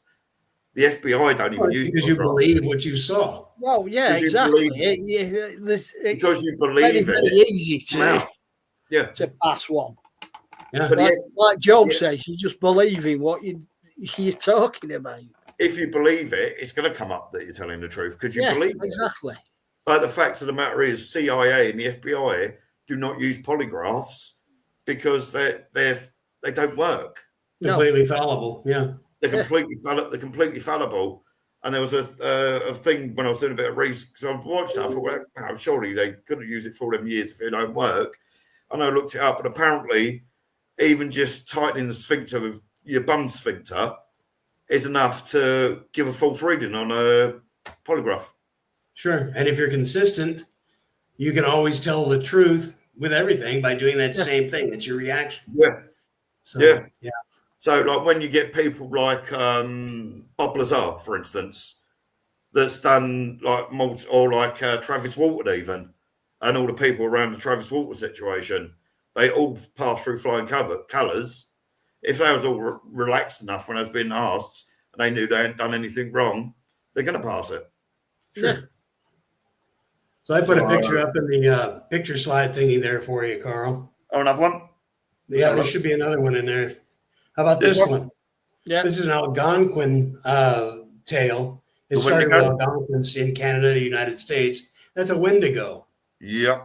Oh, yeah. I've heard of the Wendigo. Well, this is an artist interpretation because we don't have any pictures of a Wendigo. Yeah. I think we should, but we don't. But this is actually one of my favorite cryptids, the Wendigo. It's now, supposedly because I can't think of the guy's name, but there was a guy that claimed his family had starved because of such a bad winter. He was severe. He wasn't overweight, but he was well nourished. And when they went back to his hut, they found all the parts of I think it was his mother, his children, his brother, and his wife, all chopped up in the stew pot. Yep. And there was. Are you thinking along the lines of that coach attack? Are you talking about Sonny? God, why can't I remember his name? I don't. Where you had the cave of all the inbred family. Sonny Bean. Sonny Bean, right? No. There was a case a few years back. A guy went absolutely nuts on a coach traveling somewhere in America, and he ended up decapitating somebody and eating them. I don't remember hearing that one. There is the Wendigo is definitely erring on the side of cannibalism. Definitely cannibalism and everything like that. So, yeah. Well, it's a recognised mental health condition now, isn't it? Wendigo psychosis. Yeah. They give it. There's the fear of becoming a cannibal, or something like that. But the Wendigo itself, it's supposedly caused by intense cold, and intense hunger. So that's what brings about the Wendigo itself. A possession basically having to do with intense cold. And it goes through, and that's what the stories are based on. Is that more like the Alaska sort of area that's from? I think the Wendigo is more East Coast and North Canada and East Coast, Midwest. It's the Native American, isn't it? Yeah, American and Canada. Yeah, Algonquin, Native American. Yeah. Now I'm wondering about the Wendigo because there was I don't know the exact name of the tribe, but there was a tribe that lived at the base of Niagara Falls, and they were known as the fattest native tribe in the whole of the Americas because animals that had tried to get across the river that had got swept over on a daily basis, they would eat meat constantly, and if it was even people that had got swept over the Niagara Falls, they'd even eat those. So I'm wondering if that's where the legend came from. Well, the Algonquin people are from that area, Eastern Canada, Northern United States. So it could very well be. I'm not sure, but it says that they're from that area. Here, I'm looking at it. So, I'll see if I can quickly find the name. Odawa, Potawatomi, Ojibwa, Ojibwe. Let's have a look. A lot of those great people. It says it stretches from Virginia to the Rocky Mountains and north to the Hudson River. Is what they used to be. Okay.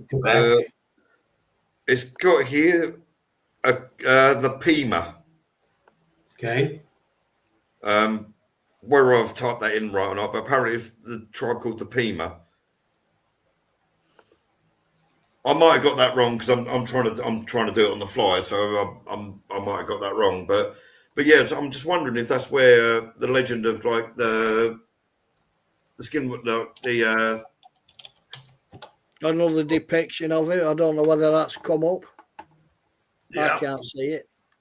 I'll just bring it up. There we go.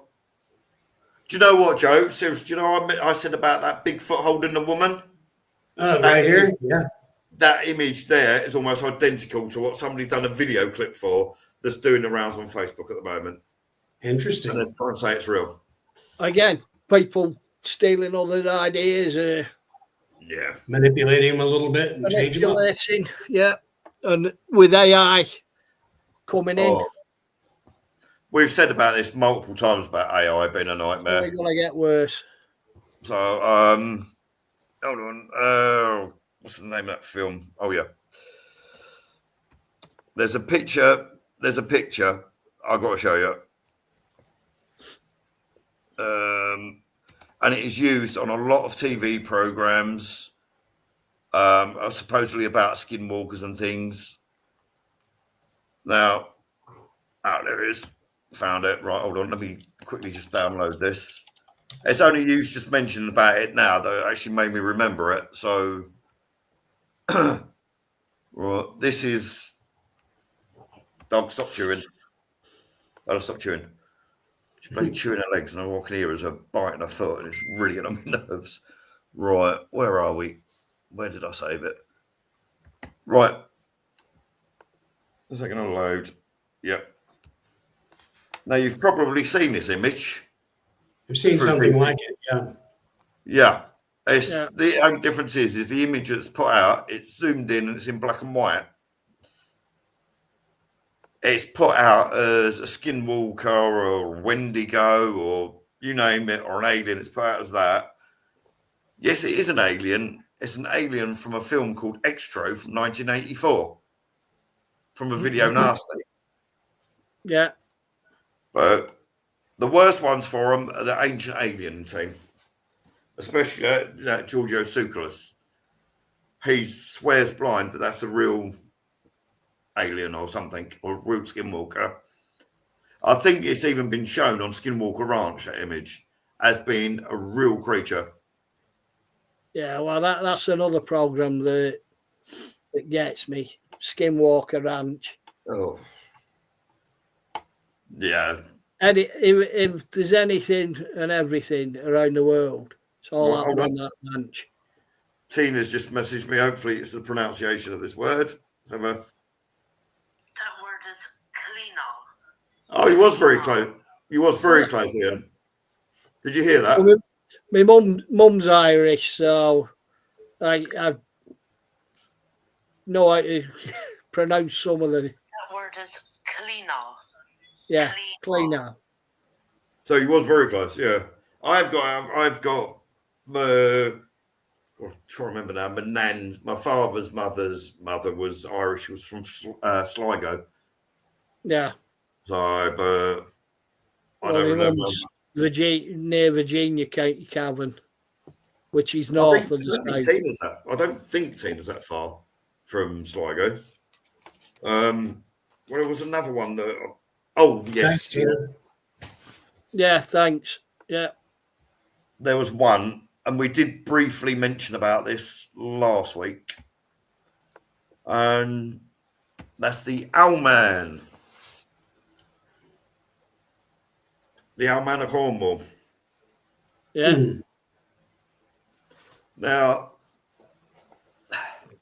I don't know what to make about that because it is very similar to Mothman. That's I can't think of the word. Mothman. Yeah. It's a very similar story. Well, Mothman was 65? Supposedly, yeah. Yeah. Probably much earlier than that, but that's when it started getting popular. When they saw it in the bridge, that the bridge collapsed and all that. So. Yeah. Now, Owlman was I think 76, so that's not that far away from the distance. So the idea could have come from that. I was hoping to get a clip of Doc Shields the guy I was mentioning about. He's done a lot with Loch Ness, and supposedly Harry had loads of really close-up photos, but they got destroyed or lost over the years. And but he's openly said, I'm a con man, I'm a charlatan, I'm a musician and a magician. And like I said, recently it's come out that a lot of the people in the Owlman sighting were related to him. The two little girls, allegedly, I've not looked into it yet because I've not had the time. But allegedly, the two young girls were his nieces. But other than that, there has been other sightings of him. This goes back to what we were saying before, Carl. Again, you say you've seen something, but social media's rife for it. Oh, Tina's in Leeds. Something on social media, and it's like I said weeks ago when we did one. Yeah, I used to go around work and I'd drop 3 or 4 different rumours just to see what came back to me. And I've had lads arguing the toss with me, telling me that, no, I know the guy who did it. Yeah, you do, because he stood in front of you, because I just made the bloody thing up. No, it's true. It's genuine. Yeah. One thing I know we're going to have to approach at some point is got to be UFOs. I know. Okay, sure. I'm sick that week. Funny enough, I've got exactly the same thing that you've got when you're sick. Well, there is something to it. I don't think it's aliens, but there is something to it. No, I don't know whether it's it. Wow, that was interesting. Yeah, it's something. Scotty was about to beam you up. The aliens are attacking me. Yeah, you don't want me to say it. But yeah, no, this Owlman, there was bloody glasses again. I really should have got bifocals. It'd have been easier. Apparently, 2006. Just off the borders of Scotland, there was a load of kids playing football that allegedly witnessed it. And then the most recent was 13 miles from here, actually. I've written it down, in a town called Halstead. Now, when I was a teenager, I was doing, it was YTech then, it became YTS. I was working in a pub called the Bull Hotel at the bottom of the hill in Halstead. And apparently in 2016, it was witnessed flying above Halstead. Again. And also one some guy claims to have taken a photograph of it twice in 88 and 89. And that was in Malden, which is only 7 miles away from me. So... whether they've related or they've just seen the story, thought, oh, that sounds good, I'll get myself in 15 minutes of fame, most likely. But I just found that was quite interesting that was all within about a 20-minute journey on my bike if I wanted to go and look again. Yeah. Other than the, whatever you call it, what other cryptids you got your way, Ian? I couldn't find that many. There's not a lot. Most of it tends to be things like black dogs, that type of thing. Oh, look, Tina's written again. There's not a hell of a lot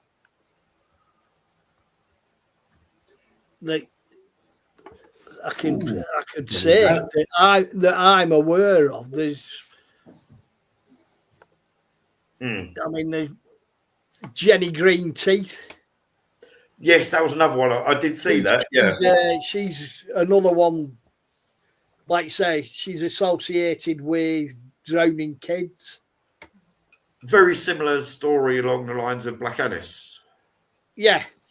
She's there's also the Grindylows, Right. which are very similar. The water spirits. Mm. There's Yeah. There was that one. They- Mm. Joe may have heard of this, and this is, I believe. Oh, I've got the right glasses on. I believe this is Alaska. Is the Kwalu Palik? Right. Right. Nessie, I've heard of that one. Yeah, the Evil Mermaid. Right. Suppose I don't. Have you ever heard of that one, Ian? can't say I have. Suppose it's obviously a cautionary tale. Just to look at Alaska, you look at images of it, you can see it's deadly there. But it's basically an evil mermaid with, I think it's a wicker basket on her back, isn't it, Joe? Or is it a pouch? I can't remember. I think it's a wicker basket on her back that she puts the children in, and right, she'd steal the children that were too close to the water. Yeah. yeah. So then again, that goes back to what you said, Ian, about the towels drifting across the pond from like Europe and across and that, you know. Well, you look at, like I said, when America was colonized by Europe, mm. you look at all the different peoples, the different cultures that went across. Of course. Oh, yeah. I mean, you had all of Europe and Eastern Europe and the East Africa. coming this way over to the U.S. And then on the other coast, you had Asia, China, Japan, that kind of stuff all coming across. Yeah. I mean, huge mixing pot of all sorts of tales and stories. And a lot of them combined or were similar enough that they just went on with the same names. They just morphed into, well, it's like Chinese whispers. Yeah. Yeah. Right. Exactly. As it goes down the trail, it gets different, bigger and better. And I mean, you said it with Halloween, Carl. Started off in Ireland. Now everyone assumes it's American. Stingy. Yeah, it's, I was surprised my first year here in Carcassonne. I didn't see a lot of people doing Halloween. There was candy in the stores and there were little costumes for the kids, but I didn't see a whole lot of Halloween my first year. Yeah. But this past year, I think we had about 12 kids come to the house my first year. This past year, there were probably 65 or 70 kids that came by. Wow. So I was really glad I had lots of candy. I like the story of Halloween and why people dress up, because you dress up as different things so that when the spirits come from the other side, they don't recognize the person, because obviously you're in a disguise. Right. You're in disguise and they won't get you because you're not a human that's standing there. You're some crazy creature like they are. Right. Yeah. So, that's a good story. But then there's like another one I've always loved the story. I suppose you could class it as a cryptid, would be Medusa. Right. Oh, yeah. Yeah. The story, I've got a second viewer. Hi, whoever that is, come say hi. We've got two this week instead of just Tracy. I feel sorry for Medusa, to be honest. Basically, the story was she was treated badly. She was a beautiful, beautiful woman. She was raped by Poseidon, but because a god can't punish another god, she got the punishment. And, I feel really sorry for her. I really do. Yeah.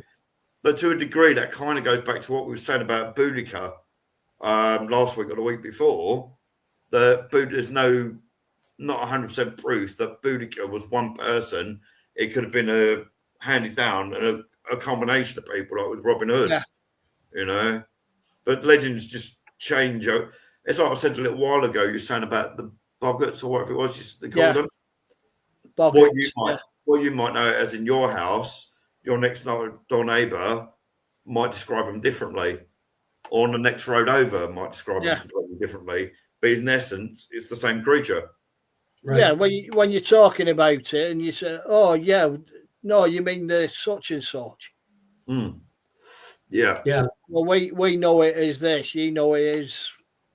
Well, it's basically the same. All the different cultures, all the different pots of people getting together. It changes them. Yeah, it's like I know the black dog as Black Shuck, and you know it as something completely different. Yeah. do these stories? I'm wondering if, like the black shook, like I said, whether that comes from the idea of the church grim from burying a black. It was, I don't know why, but it was always a black dog. Apparently, you would bury under the cornerstone of a church. Right. Well, black And then your shook cemetery is okay. Yeah. Black shook and all these other type of dogs are always black. Also, it brings on like the Odin's Wild Hunt. Yeah. You know, if you're talking about that, you've got Odin's Wild Hunt as well, haven't you? Her and the Wild Hunt. Yeah, it all depends. Her and the Hunter, or whoever is running the Wild Hunt this time. Yeah. There's lots of stories like that. But about again, it got. I wonder how much of it goes back to religion, in that black is seen as evil. Yeah. Yeah. Yeah. I don't know why black's seen as evil. So to me, that's the purest And then colour. all the priests wear black robes. So yeah. Well, we know our evil. We're not going back there, Joe. Don't get him started. Yeah, we're not going to go back down that road again, Joe. Talking about evil creatures. All riled up again. Don't give me. Oh.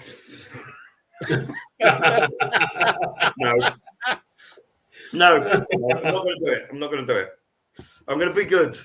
I promise the dog I'd be good. Legend, they go come. Trying to think of the name of the tribe. There's that tribe that they put the bull I think it's the bull ants or whatever they are, within the mitts to become a man. They put these ants into these mitts, and these ants, when they bite, they cause hallucinations and all sorts of problems. Bullet ants, sorry. And that's in Brazil. And the particular part of Brazil that they're in has got the most cryptids in the whole world. Well, you will have if you're bloody hallucinating on ants. Yeah. Oh, I'll tell you one that we haven't broached, and I wasn't sure if to or not, but that was Chupacabra. Yeah. That is I've seen so many programs on that, and they found a carcass, they found a body. Yeah. But the body's it's been taken away by the Men in Black. Yeah. People turned up and spirited it away, or it was in the morgue and it wasn't there when they went back. And yeah, it's always convincing. But you also notice as well the story of Chupacabra started out as a reptilian creature with spikes, and nowadays it looks like a dog. Hyena dog. It looks like exactly. But that goes back to what I was saying last week about Epping. Because when I grew up in Epping, the story around that roundabout, it was a headless horseman, and nowadays it's a headless motorcycle rider. Yeah.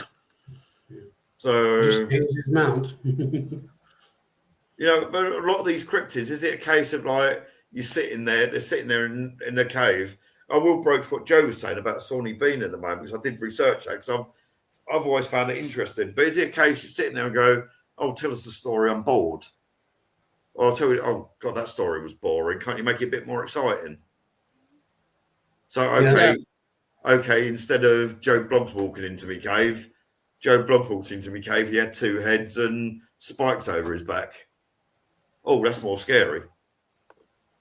Or is it with things like Bigfoot? There is a potential of it being real. You know, a lot of them say a lot of the Bigfoot could be potentially Gigantopithecus blackie. But from what I've seen about Gigantopithecus, it was only in Asia. Right. Himalayas, around in that area. That's where the Yeti comes from. But again, Yeti tails. It's Bigfoot in America, Sasquatch elsewhere, Yeti. Yeah. Sasquatch in America as well. It all depends on who you're talking to. Yeah. But Canada, Sasquatch, parts of the United States is over here. Well, Sasquatch is out from the French. Will it be Canada? It was something about one of the French traders or something couldn't quite pronounce the language, language or something. Right. And it was a slight misinterpretation or something along that lines, weren't it? Yeah, good. I mean, we had French traders over the United States for centuries now, a couple of 100 years, 300 years now. They'd be over there, getting beaver pelts and that kind of stuff and trading. So yeah, and they did a lot of business with the natives. Mm. And the natives had all sorts like of tales. The kangaroo. Right. They asked the Aborigines what it was called. It's kangaroo. It allegedly means I've no idea. The Aborigines have got some really interesting ones, like the rainbow serpent. Some of the legends that go over there, and the amount of supposedly like iguanodon and things supposedly Australia is the size of that. It's one of the least populated countries on the planet. So I think if any type of cryptids are possibly real, Australia is probably more likely to have them. They've got that huge desert area in the middle that's so unpopulated. It's literally it's only the outback, the country that are used, isn't it? Yeah. So I've got to go. I've got to go to Australia one of these days. I really do. I haven't been yet. I'd love to, but everything over there wants to kill you, and that's just the bloody Australian women. You just have to watch out what you're doing, and not step on the spider. I mean, this is an alleged Cupra. Can't even say the bloody word. Chupacabra. Yeah, that's the one. What have you just shared? Oh yeah, I've got it. Yeah, just come up. There we go. Now that to me just looks like a mangy dog that's really hungry. Yeah. Really nice blue eyes. It's got. I wouldn't have thought that was real though. They'd probably put it afterwards. Yeah, that's an alleged bloody stuffed. Yeah, if you guys will have to do the picture things next. My computer's so knackered. I can't get stuff up quick enough. But I said originally it was reptilian, like a kangaroo, but reptilian with spikes. Right. Yeah. That doesn't look reptilian with spikes. No, it doesn't. There's also a famous video clip taken by an American police officer, wasn't there? Of one of them type of creatures running around. Well, yeah, and again, this is one of the ones where the body went missing. Yeah. It was taken into such a body, and these people turned up to actually examine it, and it wasn't available anymore. It had vanished. Yeah.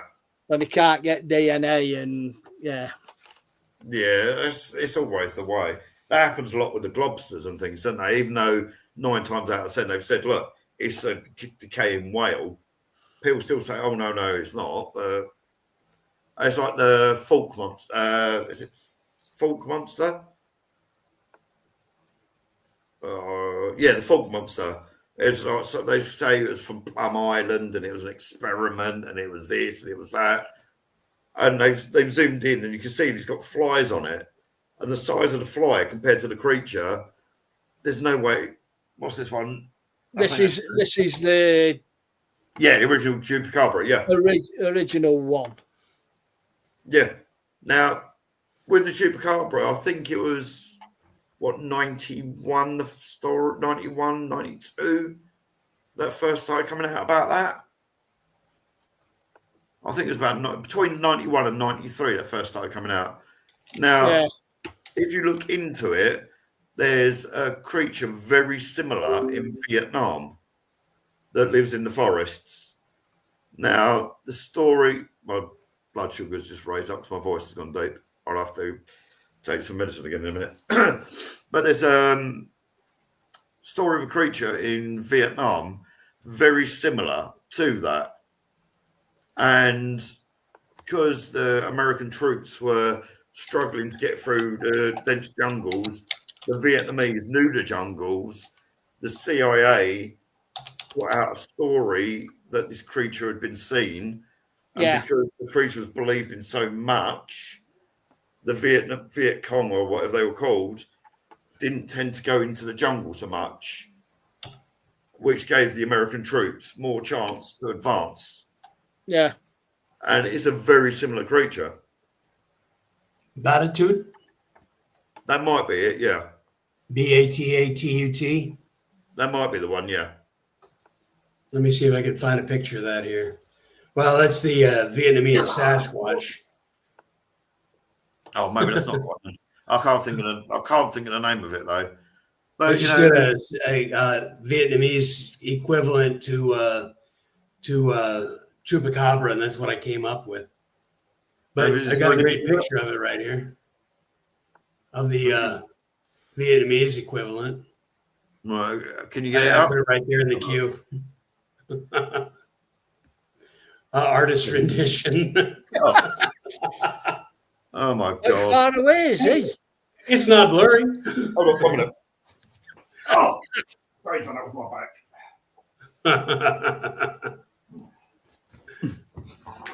I've got one. Hey, it looks just like that. That looks identical to me.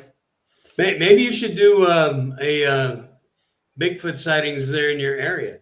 Just go around taking pictures. Maybe I should put it in a bit of grass that I haven't mowed and say, look, I've taken a picture of Bigfoot in Whitlam. Oh, yeah. Make it blurry and you'll be good.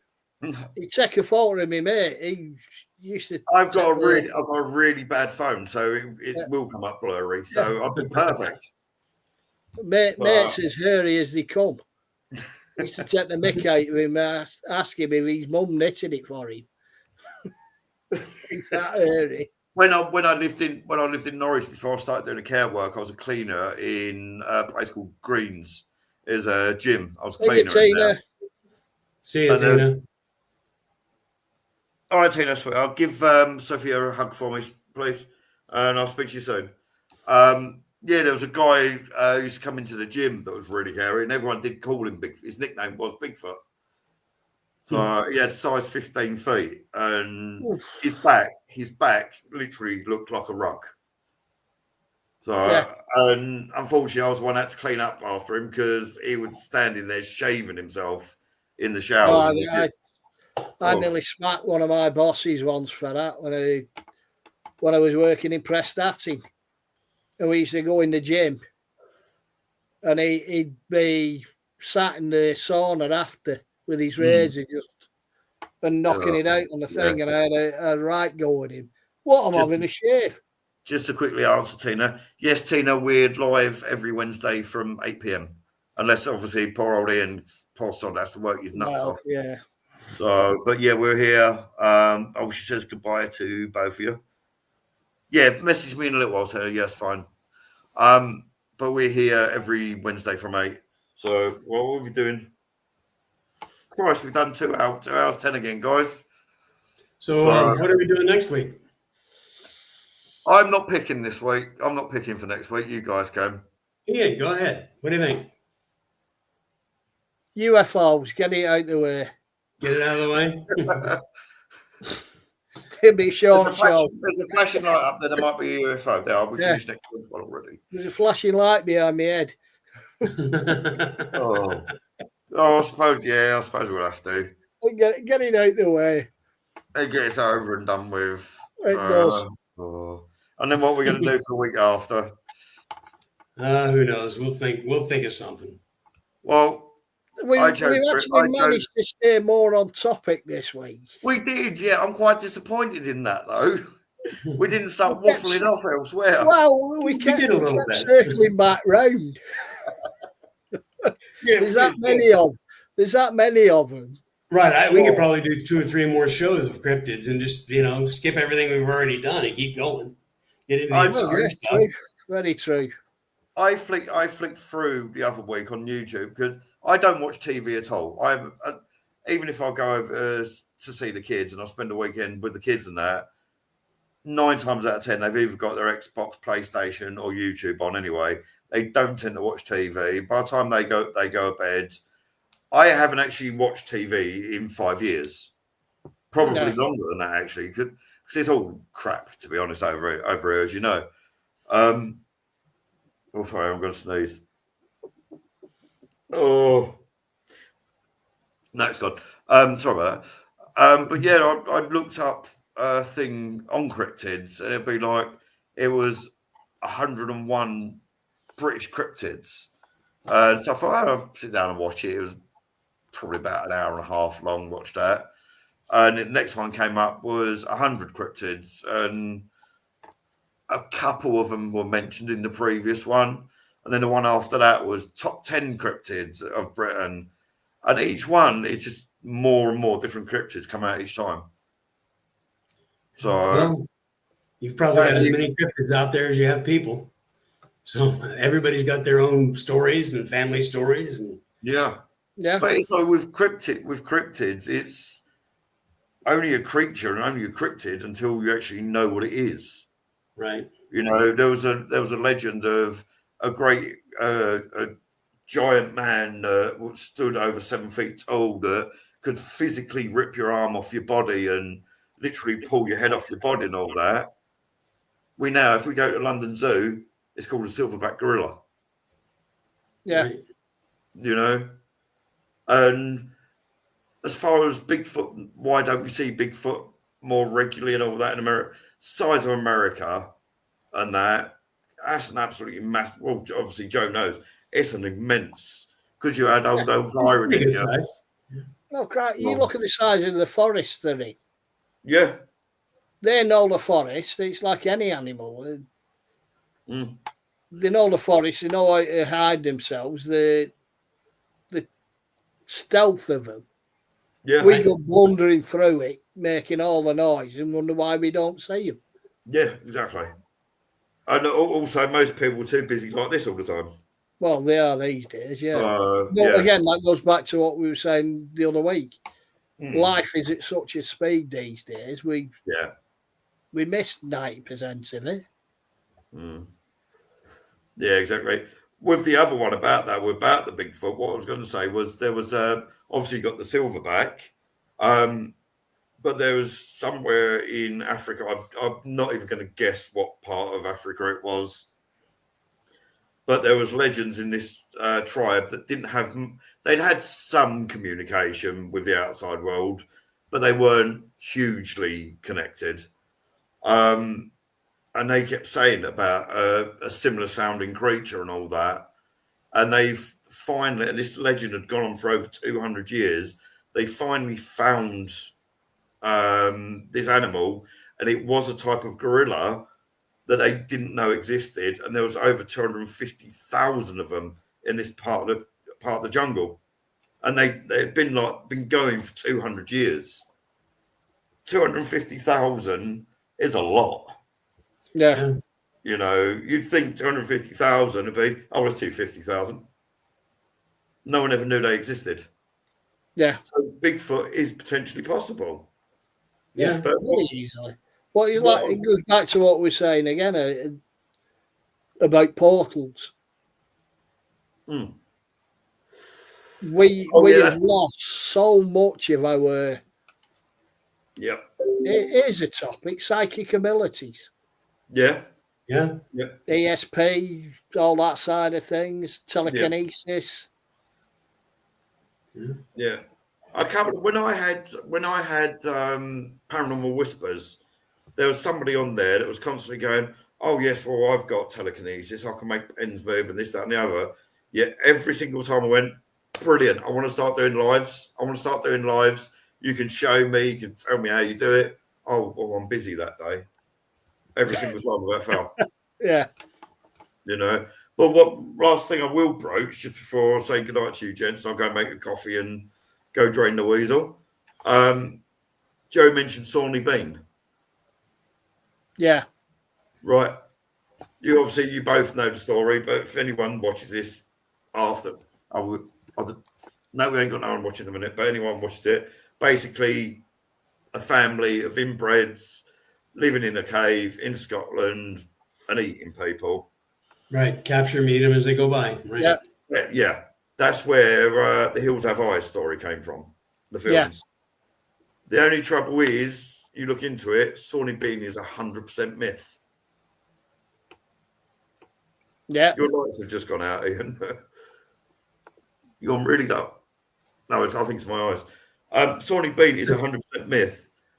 around the time of Sawney Bean, I'm going to have to check my bloods because they're quite high. Around the time of Sawney Bean, the English and the Scottish were fighting. The English were severely losing. They wanted more people to join the army because of the stories that were coming out of Scotland of how savage the Scottish were. People were refusing to join the army. So they came up with a story, well, the Scottish are cannibals. They've been having children with their children and their grandchildren. They've been robbing people and eating them. The British people went, Christ, they're absolute savages. We must go and fight them then. We can't have them on our borders. So, but that's what, there might be a possibility of some truth in it. Back around that time, robberies and murders and you know what, starvation. Yeah, there could have been some cannibalism. Well, all of your legends have some kernel of something there. Yeah. So what it could have been a cannibal and his wife who were starving. They ate somebody, they robbed them. Yeah. Maybe did it twice, got caught, and he expanded so that the English would go fight the Scottish or something like that. Yeah. But apparently the word Sawney Bean is a derogatory term meaning savage. Right. And well, his first name was Alexander. Yeah. Alexander Bean. But I was going to say, again, how many times have you seen that where a name has come to be represent something? Right. Mm. Sawney Bean would be pretty much savage if that's what they really did. Well, yeah. I mean, they were supposed to be incestuous. Right. Yeah. Something like 160 children or something he had, weren't it? I'm not sure. I've heard tales that him and his wife had umpteen kids and they themselves. Then he bred with his daughters and his granddaughters and yeah. Yeah, as the saying goes, the tail grows longer on down the line. Yeah. See, people like it's easy with like your picture. Just last thing before we go, with like your picture of the person going, "Oh no, this has been debunked" and all that. Yeah. You could easily, because you like your photography, go out and take a picture. And as I said to you, like the experiment I'd done when I made up a complete story and all that. Yeah. And you don't know, 100 years down the line, somebody might come across that post that I put and gone, oh, I might look into that. And it spreads like wildfire. Yeah. It just takes, like Joe said, a little kernel of truth. It's like the picture I took and the picture you took, they were real places. Yeah. At some point in history, whether it was recent or hundreds of years ago, somebody's likely to have died in that area, and more likely than not, it would have been a child or an elderly person. Yeah. So, but do you think cryptids are real, or do you think it's literally just a romanticized version of the world, a romanticized way of looking at the life? I think, like you said, there's a kernel of truth, but as it goes on, it gets exaggerated. Yeah. I got attacked yesterday by 3 people. By the end of the week, it's 5. By the end of the week, it's 15. Yeah. And I beat every one of them. Yeah. Yeah. Yeah. I mean, you seen the Only Fools and Horses one where Grandad gets mugged. Yes. Yeah. And he said, oh, yeah, there were 3 of them, and then it's 5 of them, and then it turns out him and his mate had a scrap. Yeah. But it's that sort of thing. But there'll be people saying, well, yeah, he really did. I saw it. Mm. Like the last thought, let's see what both your opinions are. Do you think cryptids in the world and the thought of cryptids or the potential possibility of cryptids in the world is a good thing or a bad thing, though?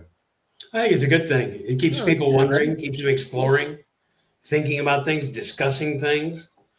The more we communicate about anything, the I better. think we had a fantastic discussion tonight. You know, Yeah.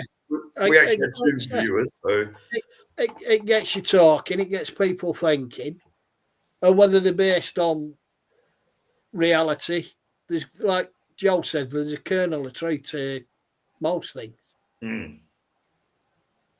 The world is such a massive place, there's so much wilderness. of Who's course, to say they don't exist?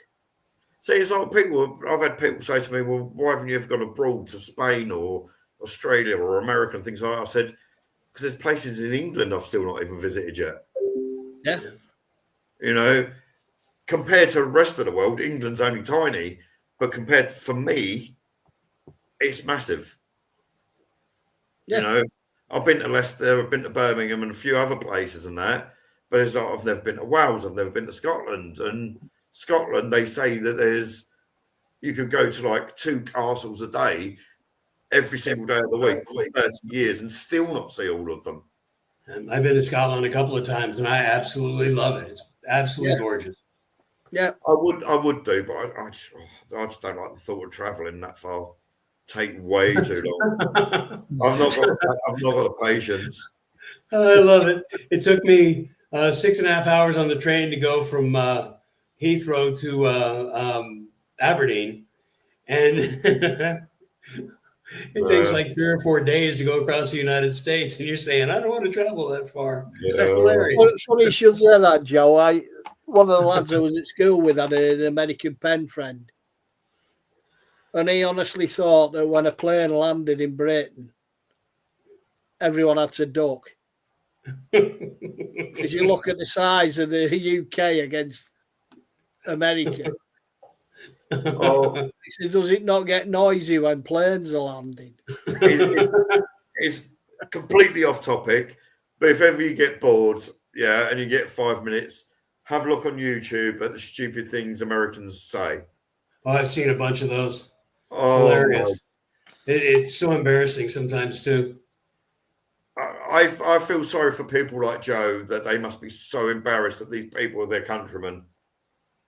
You know, like one of them. You've only got to walk out into any town centre in Bolton in the UK and ask people, and the look on the faces when you what's 10 times 3? It's all over the place, but it's sometimes. Oh my goodness! And the things I've seen is like one of them was some bloke had gone over. It was a student had gone over there, an exchange student, and he'd come from Switzerland. And his classmate said to him, "Well, whereabouts in Canada is Switzerland then?" Yeah, we're getting Austria and Australia confused. Yeah. So another one was a young girl. She went over there from Egypt, and the woman, one of her classmates, went to her. Well, Egypt's not real. It's a set for a TV program. No, yeah, I've heard a few like that. I was like, oh. But then again, I can't say anything. We've got as many idiots in Britain. Well, we're just not as world class. You walk into any city centre, you got people in this world who can put a bloody spaceship out into space, go around Jupiter, and they can predict within 30 seconds of when it's going to land back here. You got other people who think spice is a great way of life. It's a great life choice. There's one I actually saw, and it was and this is not against the Americans themselves, it's just their education system is that bad. Yeah. This one American student literally thought there was no other countries in the world other than America, even though there's globes in the classroom. Right. They said it was made up. It's like the Flat Earth Society. Flat Earth Society is actually growing. Yeah. Flat Earth Society is actually growing. And on their website, it's been taken down now, but it said we have so many members around the globe. Right. Yeah, I've seen that one. But the thing was, they done a December 14th last year, I think it was 14th. I think, yeah. They done an experiment. Some pastor from America used his own money I think it's something like $250,000 or something like that, to take flat earthers to the Antarctic, where they say you're not allowed to go. And he filmed it, and they still said it was green screen. Yeah. Actually being there, saying it's green screen. Yeah, they still said it. In fairness, one of them actually live on a camera phoned up one of these famous flat earthers and called him all the names under the sun, called him a liar and all that. Within about 2 months of being back, he's now back on YouTube saying, "Oh, do you know what? I don't believe any of it. I think it was all fake. I think the sun was a projection." Like I say. Power of propaganda. But no, guys, it's been absolutely fantastic as usual. Yeah. It's kept my mind busy. So, and thanks to Tina for having to keep changing me bloody glasses over. Oh, I should have got them as bifocals. It'd have been a lot easier, but I need to go check my blood. So my voice has gone really deep, so I think my bloods have gone quite high. But guys, it's been fantastic, and as he's been so insistent and constantly saying we've got to do it, we'll do what Ian said and do the UFOs next week. Yeah, I'm aware that week. Like I said, I've got a bone in my leg that I need sorting. Funny enough, you got one in your leg. I've got one in my arse. Yeah. No, but I didn't mean that sort of bone, mate. You can go and eat your food elsewhere. But no, we'll get UFOs out of the way. Yeah. Yeah, your dog's chewing on it. But yeah, we'll broach UFOs, and you're going to have to mention. Well, I was going to say we will wander off topic on that one. Yeah. This week we were really good. We barely wandered off. The other couple of weeks we've had more fun, and we've jumped there. I think next week we might wander a little bit. Yeah. Like Joe said, there's that many of them. We could do several. Yeah, we could do lots. I mean, heck, there's stories of cyclopses here in France. Ancient, but they're stories. Well, unicorns. Yeah, and ogres. Unicorns, didn't that start in Scotland? Well, that's their national animal, but a unicorn is a rhinoceros. You have unicorns and bicorns. Unicorn horns tend to be narwhals. Narwhals, yeah. I remember when I was a kid. Actually, no units could get the horn. Yeah, well, we used to have narwhals go by the house. You could look down and see them swimming by the house in Alaska. They'd be going out north and turning an arm. It's cool. The only narwhal I've ever seen was on TV, and that was on an episode of Futurama. So I've never actually seen a picture of a real narwhal. Well, we used to have, I said from a very young age, I remember I didn't have a TV in my room, and I wasn't allowed a radio or anything. I was only ever allowed to read when I was younger. So I used to get books out of the library all the time, and I saw an elephant skull. And I remember at a really young age, maybe 9 or 10, saying, "Oh, I wonder if that's where Cyclops come from." Mm-hmm. Now, a lot of anthropologists and things do believe that might be where Cyclops came from. Well, it's like a lot of these giants' bones. Right. Yeah. Were they actually humanoid, or were they? Well, there is a lot of native. We ought to do that subject too. One of these times, giants. Yeah. Yes, there's a lot of stories. I'm always actually going to. But there's a lot of Native American Indian, so Joe would probably know a bit more. I've got a number of. In fact, I'm writing a story, or have been for like 9 years now. I've got a lot of it together, but I'm writing a story that has to do with a real newspaper story that happened, and I just fictionalized it. Wasn't it a burial mound that they found some bones in? Yeah, they've done that, and this was actually a cave out in California that was found. Is this the one where the bones have gone missing? Oh yeah. Mm. We know exactly where the bones are, but nobody will admit it. So Smithsonian. Oh yeah. At least that's what the story says.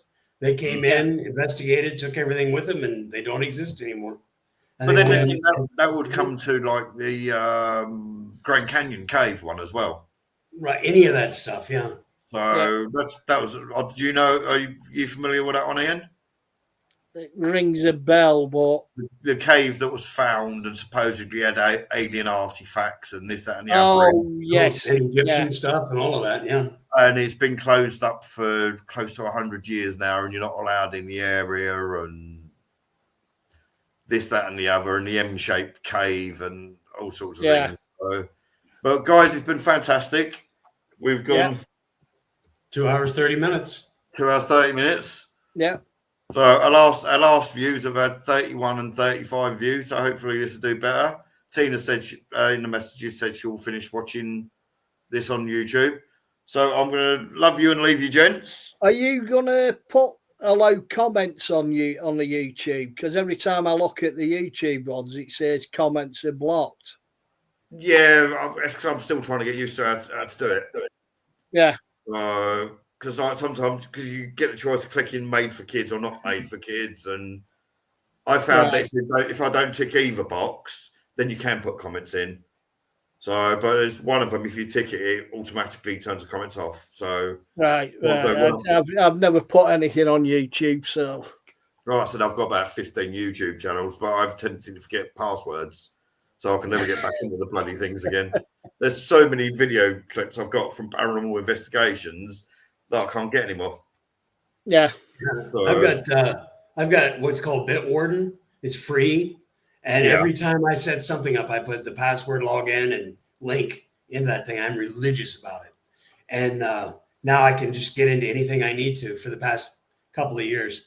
But it's been really nice. I might look into that. I might look well, you into that. can't say it. I'm holding my phone up. I've got all my passwords on that. I Yeah.